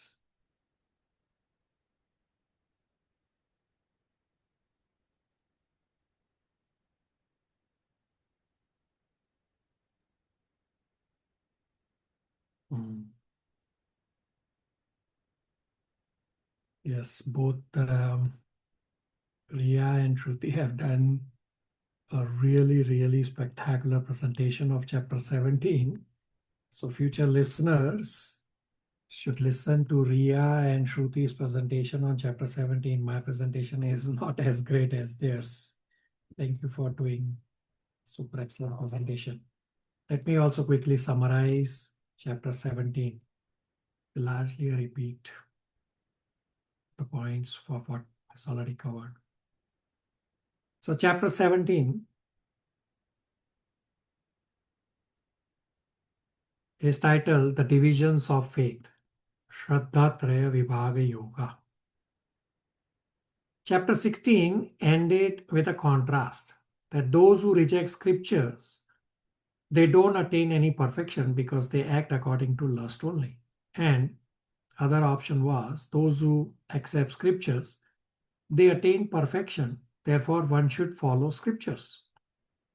At the start of chapter 17, Arjuna inquires another possibility, that some people who reject scriptures but act according to some other faith, which is not based on scriptures, what happens to them? Krishna answers that then one has to look at the 3 modes of material nature and see how a person is situated within the 3 modes.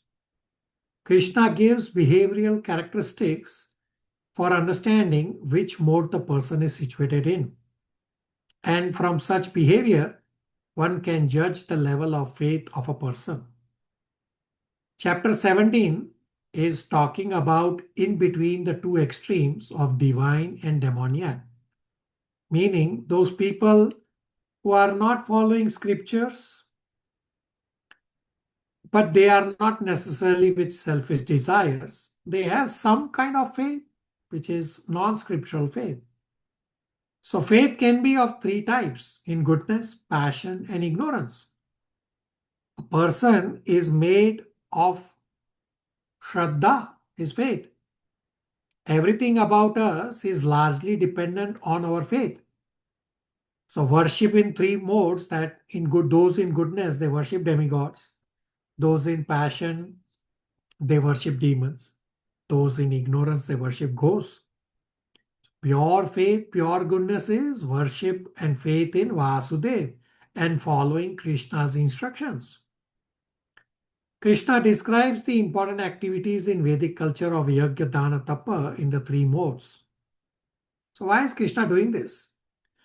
Because generally, from these activities of Yajna, Dana, Tapa, we are not gaining anything tangibly in immediate sense.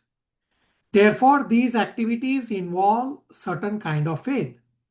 So Krishna is describing how the faith within the heart is expressed outwardly. This way you can judge under which mode the person is acting.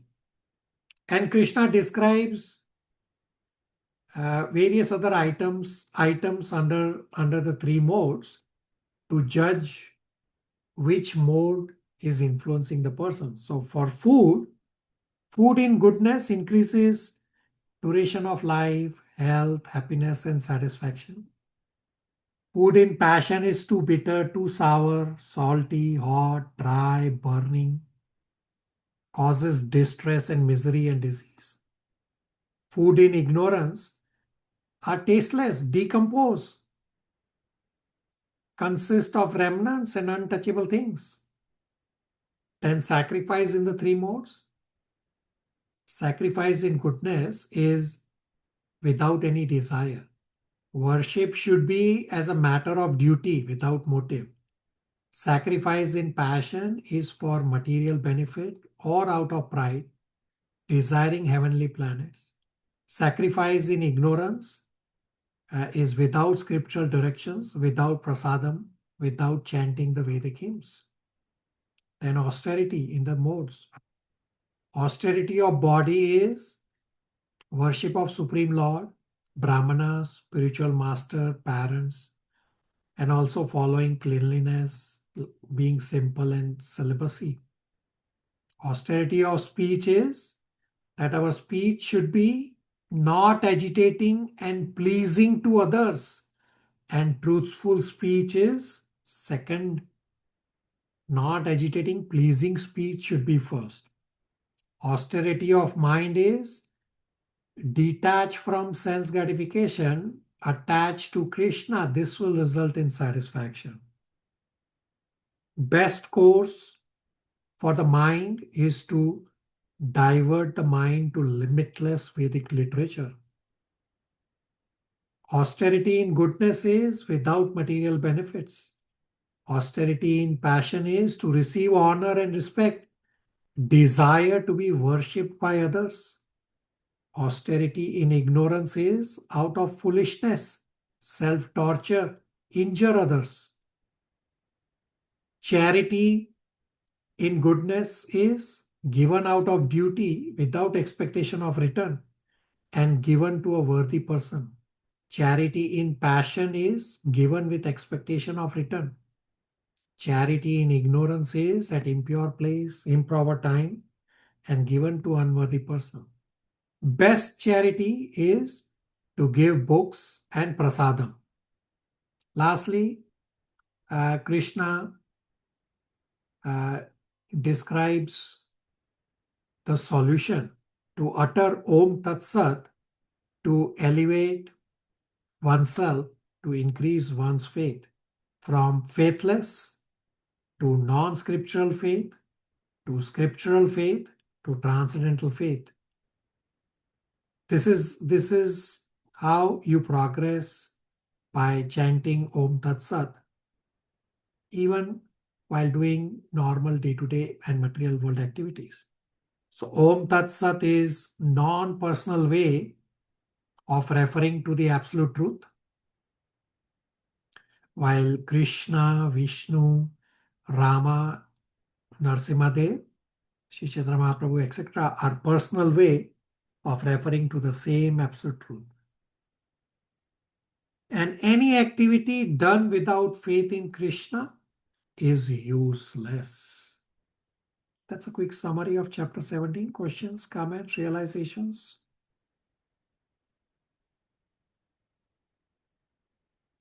All right, chapter 18, Mansi and Monarch. Hare Krishna.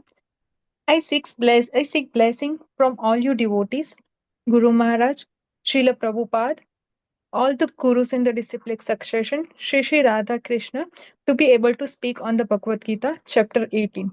The chapter 18 is titled The Conclusion or the Perfection of Renunciation. In Sanskrit, it is Moksha Sannyasa Yoga. Arjuna's question at the start of chapter 18 is effectively what Arjuna has asked before also. Is action better or is renunciation better? Here in chapter 18, Arjuna rephrased the same question differently, saying, what is tyaga and what is sannyasa? So, sannyasa is to give up a particular type of karma, means to give up karma to fulfill to material desire. Tyaga is to do karma, but do it with a detachment. Yagna, dan, tapa, karma is never to be given up as it purifies even a great souls. Tyaga can be in three modes. Giving up prescribed duties, such tyaga is out of illusion in the mode of ignorance. Giving up because of the work involves too much trouble for the body, gives up because the because of fear is the tyaga in the mode of passion. Tyaga in the mode of goodness means a renunciation within action, not renunciation of action. Karma yogi stays free from bondage by the jnana that for every action there are five factors that comes together. One, place or place of action or the body. Second is the doer. Third is the instruments through which action is done, the senses. The fourth is the endeavor. The fifth is the most important, the will of the Lord, the sanction of the supersoul. Analysis of action under the various modes is described as how jnana, karma, karta, buddhi, dhriti, and happiness affects a person when person is doing activities. Person may be in goodness but may have to do activities in the mode of passion or vice versa. So Krishna is giving all items in various modes so that over a period of time we can choose all items in the goodness and come to the goodness. Varnashrama is that if you want to conquer the effect of modes, then you have to select the Varnashrama, and without such structural arrangement only with personal endeavor is quite an uphill task. Varnashrama is to categorize people according to their nature: Brahma, Kshatriya, Vaishya, and Shudra. One has to use their ability in dharmic framework and leads to spiritual advancement. So, Varnashrama is not mandatory. If you want to follow Bhakti Yoga process directly, by all means, then follow Bhakti Yoga. But if somebody has difficult to follow Bhakti Yoga directly, then Varnashrama is an in-between step so that you can regulate yourself and come to Bhakti Yoga as soon as possible. Bhagavad Gita 18.46 says, by your work, worship the God. Bhagavad Gita does not say work is worship. Rather, by your work, worship the Lord is what Bhagavad Gita says. How to make our work into worship? The answer is at every morning, have exclusive time for sadhana of chanting, spiritual study to establish a connection with the God. Then we can spiritualize whatever work we do for the rest of the day as long as it is an honorable work. Krishna says, do your prescribed duty, but how do we know what our prescribed duty is? The answer is prescribed duty means a duty that enables us to maintain our material life, which is and as much as possible harmonious for our spiritual growth. Then Krishna does the analysis of the action under the various modes, that how jnana, karma, karta, buddhi, dhriti, and happiness affects a person when the person is doing activities. When have um, we have populated very big chart for these activities under the various modes. So for the summary, we'll skip the discussing those details. Then the Krishna describes the sadhana of Jnana Yogi. One can follow the Jnana Yoga process and ultimately reach to Bhakti. Jnana Yoga and Ashtanga Yoga are not the recommended process for Kalyu. There can be a gradual path such as following Karma Yoga and Jnana Yoga, and there is a rapid path of following Bhakti Yoga. Hare Krishna. Please forgive me for any shortcomings.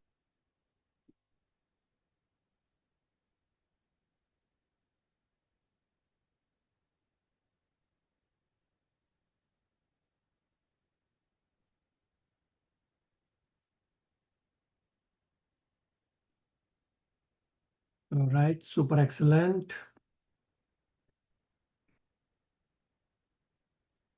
Hare Krishna Prabhu, can I continue? Go ahead. Okay.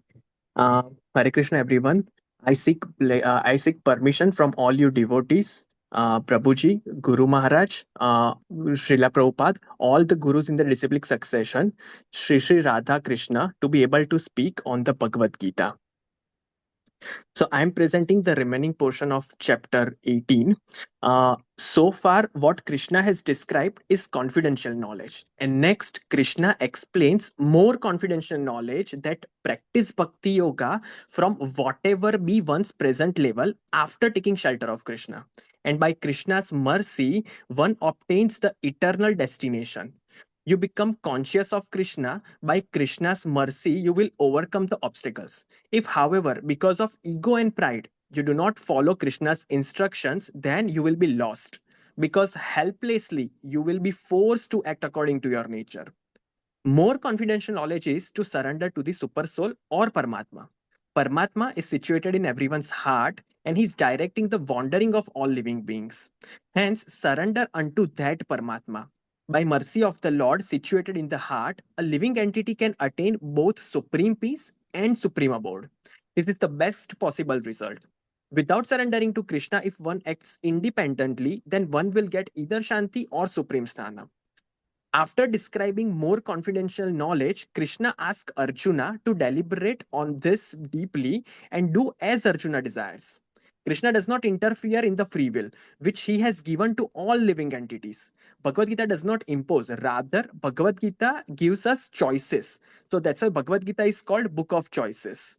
Arjuna goes into deep thought on what should he do and how should he act. Krishna has described all the paths to Arjuna. Seeing Arjuna's indecisiveness, Krishna's heart overflows with compassion, and then Krishna gives the most confidential knowledge in Bhagavad Gita 18.65 and Bhagavad Gita 18.66.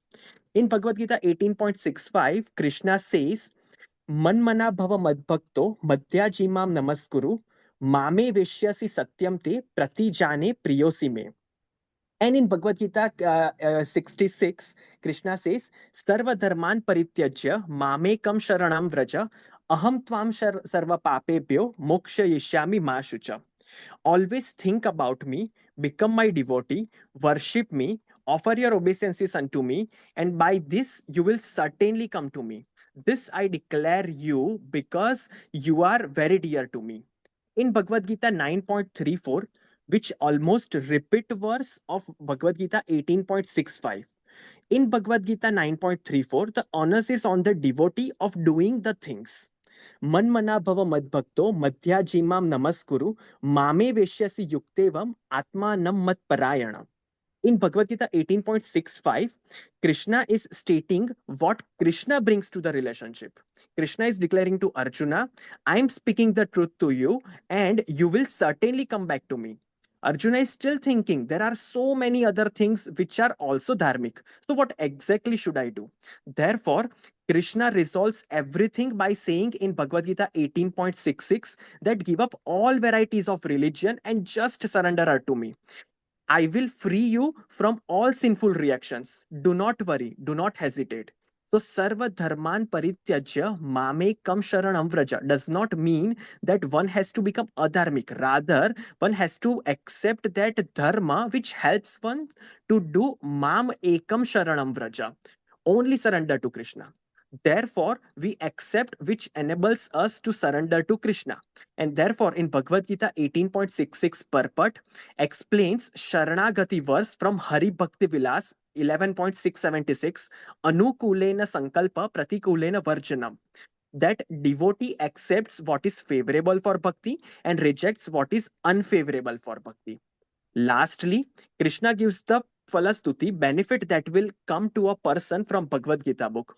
The supremely confidential knowledge, Krishna says, share it with other devotee of Krishna, and the result will be a person can go back to the supreme abode of Krishna.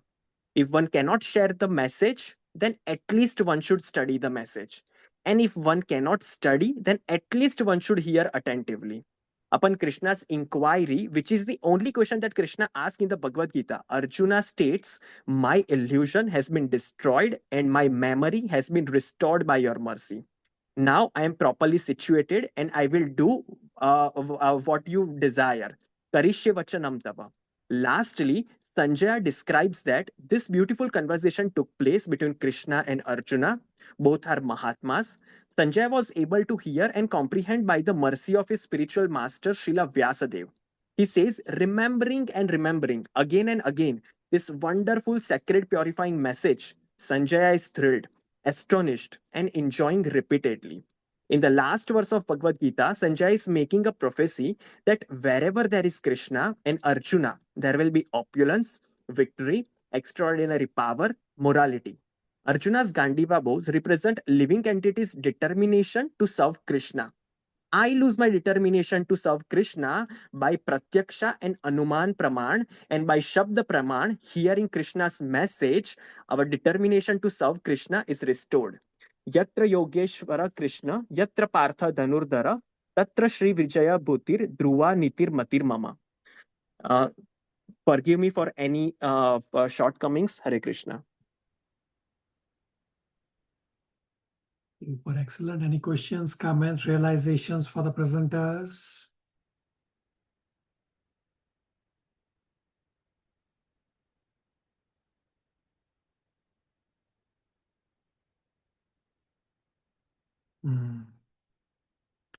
Both Mansi and Monarch have already done a very good presentation. My presentation will largely be a repeat of what we just heard.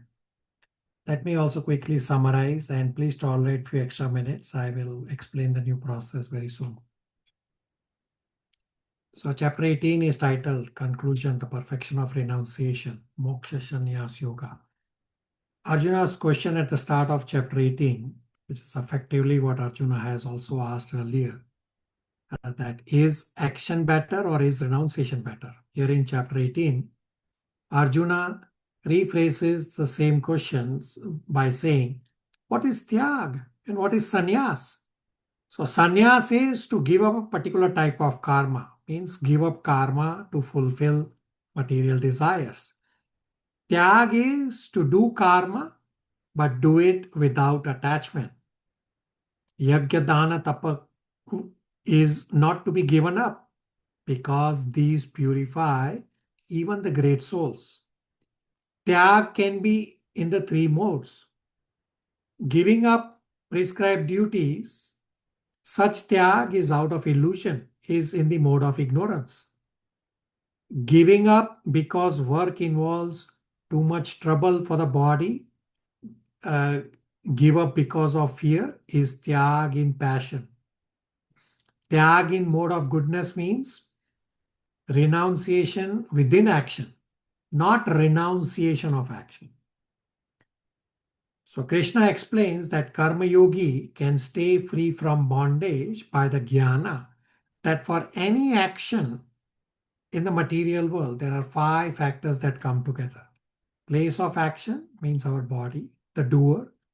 Instruments through which action is done means the senses, the endeavor, and the will of the Lord, the sanction of the Supersoul being the most important. The analysis of action under the various modes, that how jnana, karma, karta, buddhi, dhriti, and sukha affects a person when a person is doing activities. So person may be in goodness, but may have to do passionate activity and vice versa. So Krishna is giving all these items under the various modes so that over a period of time, we can choose all items in goodness and then soon come to goodness. We had populated a big chart for all these items. For our summary, we'll skip the details of that chart. Now, briefly on Varnashram, that if you want to conquer the influence of the modes, you will have to follow a system, the system of Varnashram. Without such structured arrangement, just individual endeavor is quite an uphill task. So Varnashram is to categorize people according to their nature of Brahmana, Kshatriya, Vaishya, Sudra, and not by birth. One has to use his abilities in a dharmic framework that leads to spiritual advancement. So if somebody can directly follow bhakti, then follow bhakti. But if you need some in-between help, then varnashram is the in-between structured process where you regulate yourself and then come to bhakti. In 18.46, Krishna says, by your work, worship the Lord. Bhagavad Gita does not say work is worship. A devotee present among us here right now virtually, just couple days or even today, spoke to me offline that people at the workplace, they actually say work is worship because all those people are actually working like donkeys, 15, 16, 20 plus hours every day. So Bhagavad Gita does not say work is worship. Rather, Bhagavad Gita says, by your work, worship the Lord. So how to make our work into worship? The answer is, first thing in the morning, worship first to make our work as worship. So every morning, have exclusive time for sadhana of chanting, scriptural study to establish a connection with God. Then whatever we do in the material world becomes spiritualized. So Krishna says, do your prescribed duty. But how do you know your prescribed duty? Prescribed duty means the honorable duty in the material world that enables us to maintain our material life, which is as much as possible harmonious with our spiritual growth. So the devotee I described, where the people at the workplace working as donkeys call work is worship, and the devotee also was working long hours. The devotee realized this is not my prescribed duty because I don't have time for spirituality. So the devotee left the job. This is perfect.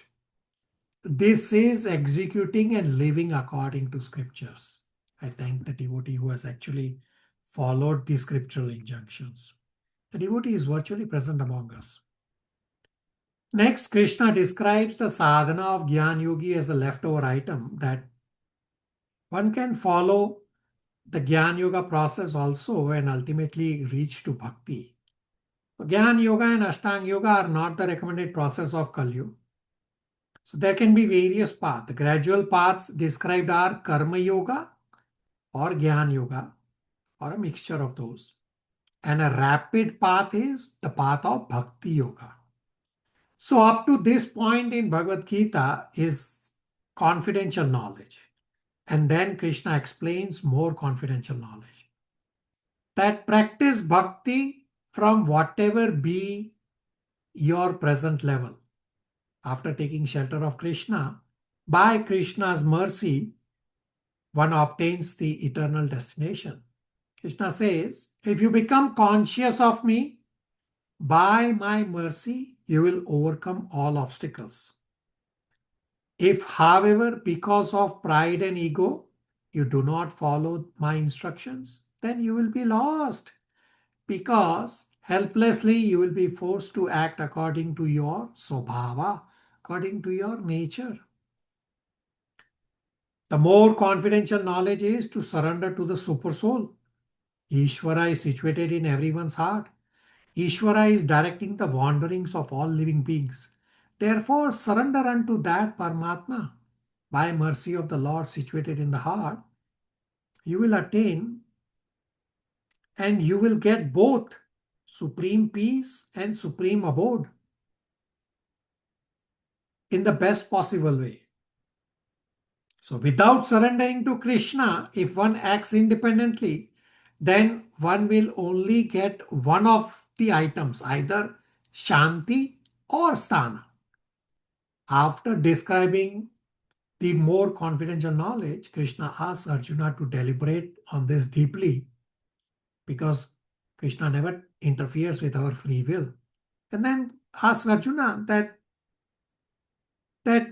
do as you desire. you act accordingly. Bhagavad Gita does not impose any commandments. Bhagavad Gita is a book of choices. And Krishna does not take away our free will. So Bhagavad Gita tells us what are the pros and cons of the various paths and the results of the various paths. And Bhagavad Gita is meant so that we use our free will properly. At this point, Arjuna goes into deep thought. What to do? How should I act? There is so much discussion and analysis. Seeing this Arjuna's indecisiveness, Krishna's heart overflows with compassion. Therefore, Krishna gives the most confidential knowledge in 18.65 and 66 that always think about me, become my devotee, worship me, offer your obeisances unto me. By these you will certainly come to me. This I declare because you are very dear to me. Man mana bhava mat bhakto madhyaji mam namaskaru. Mam evashyasi satyam te pratijane priyo asime.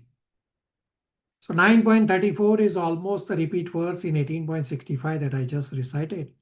In 9.34, the onus is on the devotee, while in 18.65, the repeat verse, Krishna is stating what Krishna brings to the relationship.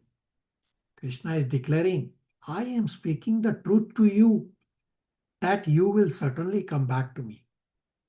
So Arjuna is still thinking, there are so many other things also which are also dharmic. So what exactly should I do? Therefore, Krishna resolves everything by speaking 18.66 verse. Sarva dharman parityaja mam ekam sharanam praja. Aham tvam sarva papebhyo moksheshyami masucha. That give up all varieties of religion. Surrender unto me alone. I will free you from all sinful reactions. Do not doubt, do not hesitate. So sarva dharman parityaja mam ekam sharanam vraja does not mean one has to become a dharmi. Rather, one has to accept that dharma which helps one to do mam ekam sharanam vraja. Therefore, we accept that which will enable us to surrender to Krishna. Therefore, we should follow anukulya se sankalpa, means whatever is favorable for bhakti, I will do it. And follow pratikulya se varjanam, means whatever is unfavorable for bhakti, I will reject. This is from the Sharanagati verse. So lastly, Krishna describes the Falastuti, the benefit one receives from the Bhagavad Gita book. This supremely confidential knowledge, Krishna says, speak it to my devotees. Result will be you will come back to me. You cannot share the message, then at least study the message. You cannot study, then at least hear. Upon Krishna's inquiry, Arjuna states that my illusion has been destroyed. My memory has been restored. Now I am properly situated and I will do your will. Sanjaya lastly describes that this beautiful conversation took place between Krishna and Arjuna, both Mahatmas.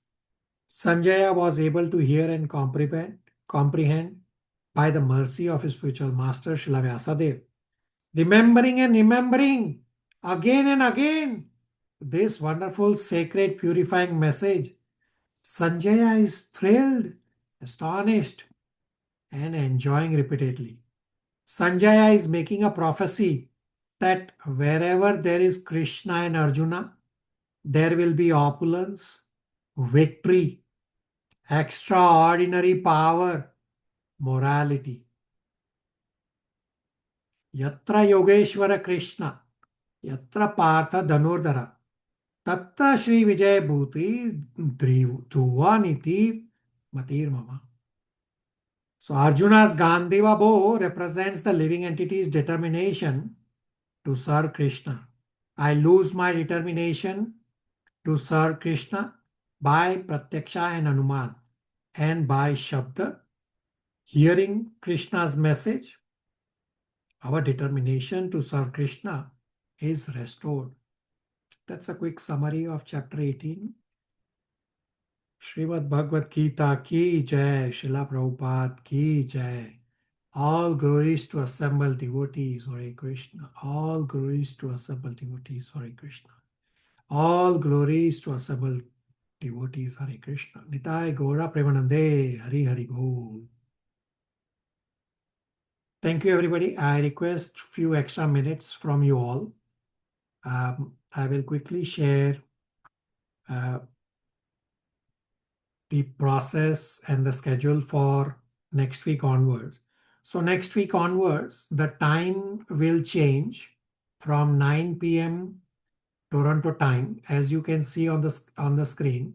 From next week, 27 March, we will start Nectar of Instruction, and then Nectar of Devotion will follow, then Shishopanishad, and then Srimad Bhagavatam sometime around September. So those devotees who are still in the catch-up mode, you please try to get caught up as soon as possible. If your time permits to attend both classes, meaning listen to Bhagavad Gita and also join Nectar of Instruction classes, then by all means attend both. Otherwise, you should first focus on getting caught up on Bhagavad Gita so that you are ready for Srimad Bhagavatam in around September. So the process that we're going to follow from next week is that you will be listening to Nectar of Instruction class recording of a previous batch by yourself. So I have given an example. Say by Saturday, Sunday, you listen to the Nectar of Instruction class recording of a previous batch. Then by end of day Monday, it is going to become mandatory to submit striking points and inquiries on a Google form that I will post in the WhatsApp group. As I said, the time will change. That will become Friday 9 p.m. Toronto time, which is Saturday 6:30 a.m. India time and Saturday 6:45 a.m. Nepal time.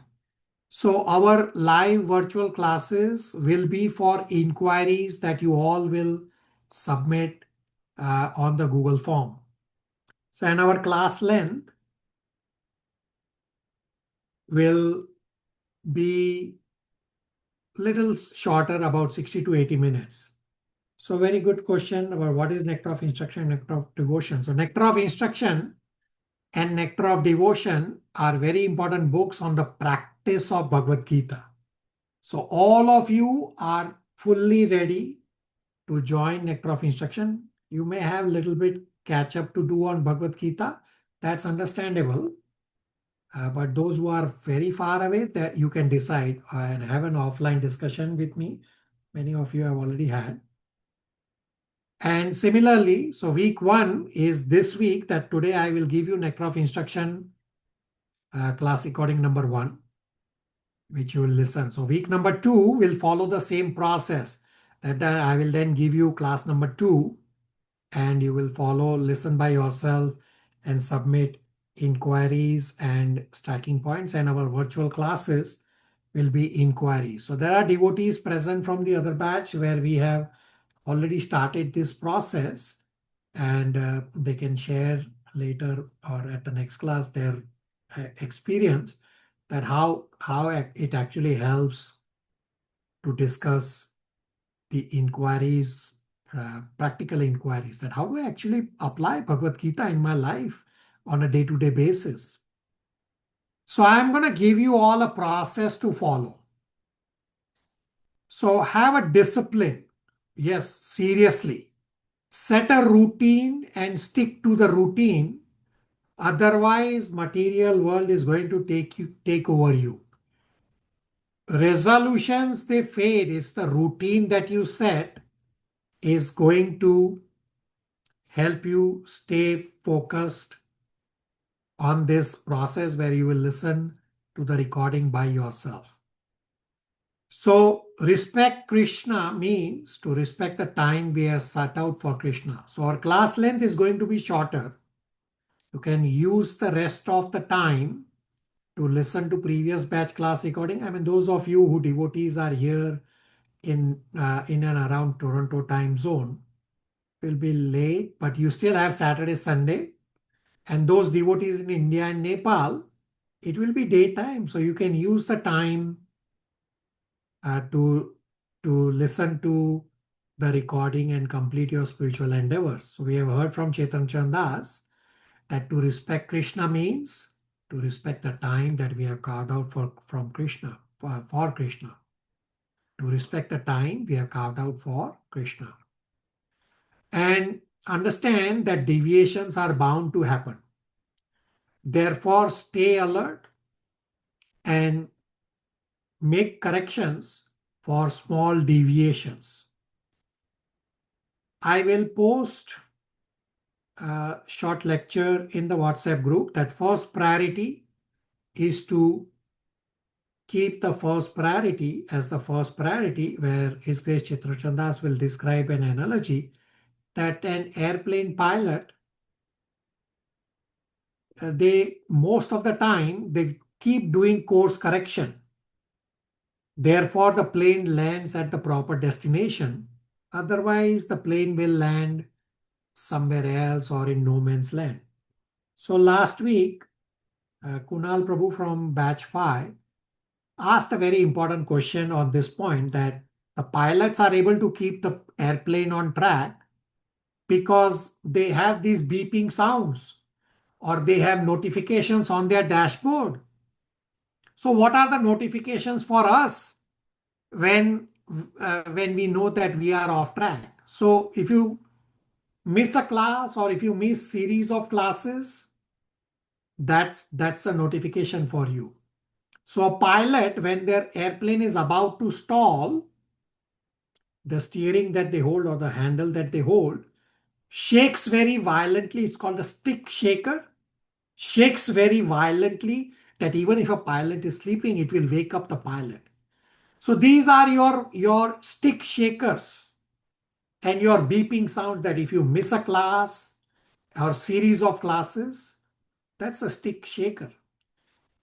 You are about to stall on the path of spirituality. If you don't listen to class recordings right away, if you don't submit striking points and inquiries to me, that's a stick shaker beeping sound, alarm sound, that you are about to stall on the path of spirituality. So take corrective actions right away. There are examples after examples after examples where devotees have not followed of listening to recording and not sending me at least one striking point and at least one inquiry. They are not there in classes. They are off spiritual path. So it's very, very important that you follow this process of listen to previous class recording and submit striking points and inquiries. So try to listen to the previous batch class recording with a buddy.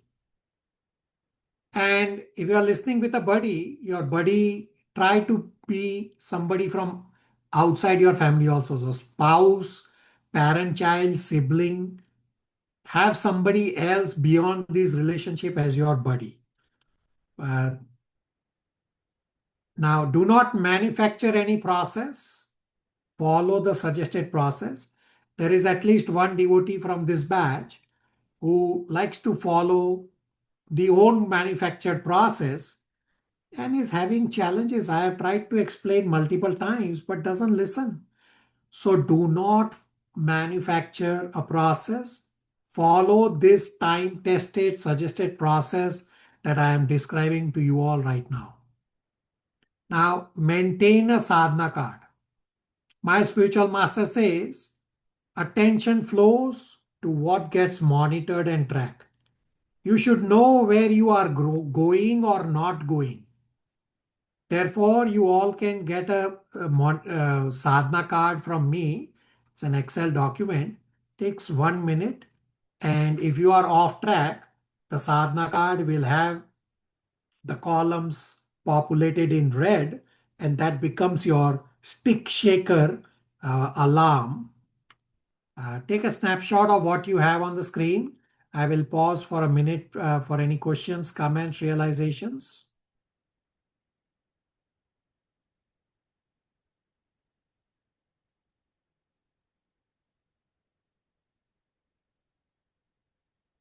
Everybody on the same page?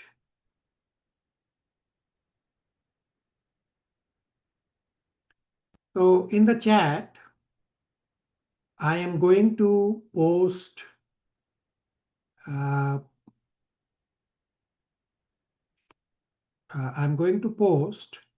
the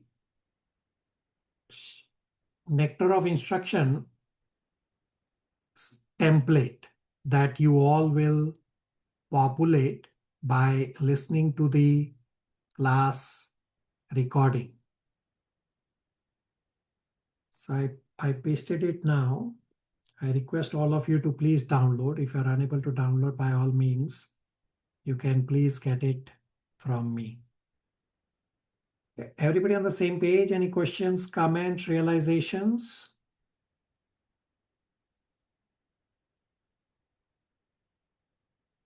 So I'm going to post a lot of documents and links in the chat. I will post a Chetan Chanda's lecture, How to Respect Krishna. I will post Chetan Chanda's lecture on first priority is to keep the first priority as the first priority. I will also post Nectar of Instruction class number 1 recording of a previous batch. I will of course post Prabhupada lecture also for you to listen. The Prabhupada lecture, just the title itself is amazing. Just look at the title and you will all recognize why I'm asking you to read the title. So I request all of you to please provide me feedback whether you were able to follow what we have discussed. Are your doubts and illusion dispelled? Anything you did not follow? Anything I can do to serve you all better for upcoming classes and for other Bhagavad Gita batches also? And anything else you would like to comment on? I actually appreciate the excellent dedication and participation by all of you. Thank you, everybody. Monarch, Mansi, have a question? Hare Krishna Prabhu. Prabhu, I just want to thank you because for this wonderful class throughout these 2 years, and maybe it's my poor attention sometimes that I couldn't I couldn't cover everything from Bhagavad Gita. But yeah, like before starting of our class, I tried to read some important verses, but I didn't get. But after this class, like after listening to the class recording and this live classes, like almost like I thoroughly understand what Krishna is trying to say. So thank you very much, and thanks to all the devotees for asking the appropriate question and your answers. I think that is truly useful. Thank you very much. All glories are always for Guru Maharaj and Srila Prabhupada. All glories to Monarch Prabhu's humility that actually he did a spectacular presentation today. And this is because you were hearing the class all along with rapt attention. So I thank you and appreciate all of you. It's also great austerity on the part of Abhishek Prabhu. It's actually in the middle of night for him where he is locally, but he is diligent to attend our classes. I thank you also. What I wanted to say last was,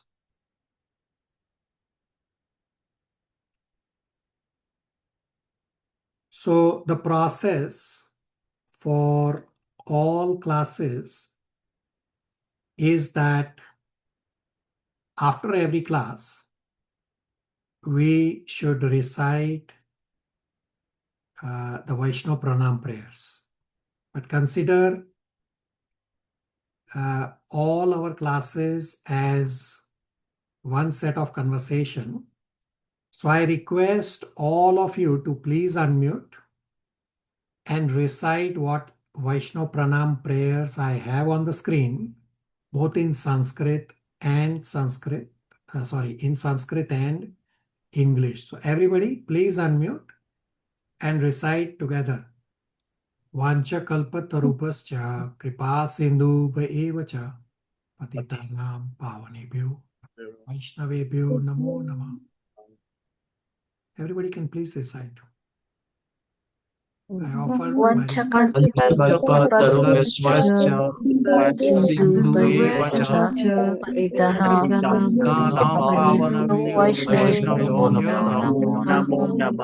English also all together. I offer my respectful obeisances unto all the Vaishnava devotees of the Lord, who can fulfill the desires of everyone, just like you desire. They're full of compassion for the fallen souls. And they are full of compassion for the fallen souls. Hare Krishna. Thank you, everybody. Hare Krishna. Hare Krishna, Prabhu. Hare Krishna. Hare Krishna. Hare Krishna. Hare Krishna. Hare Krishna. Hare Krishna.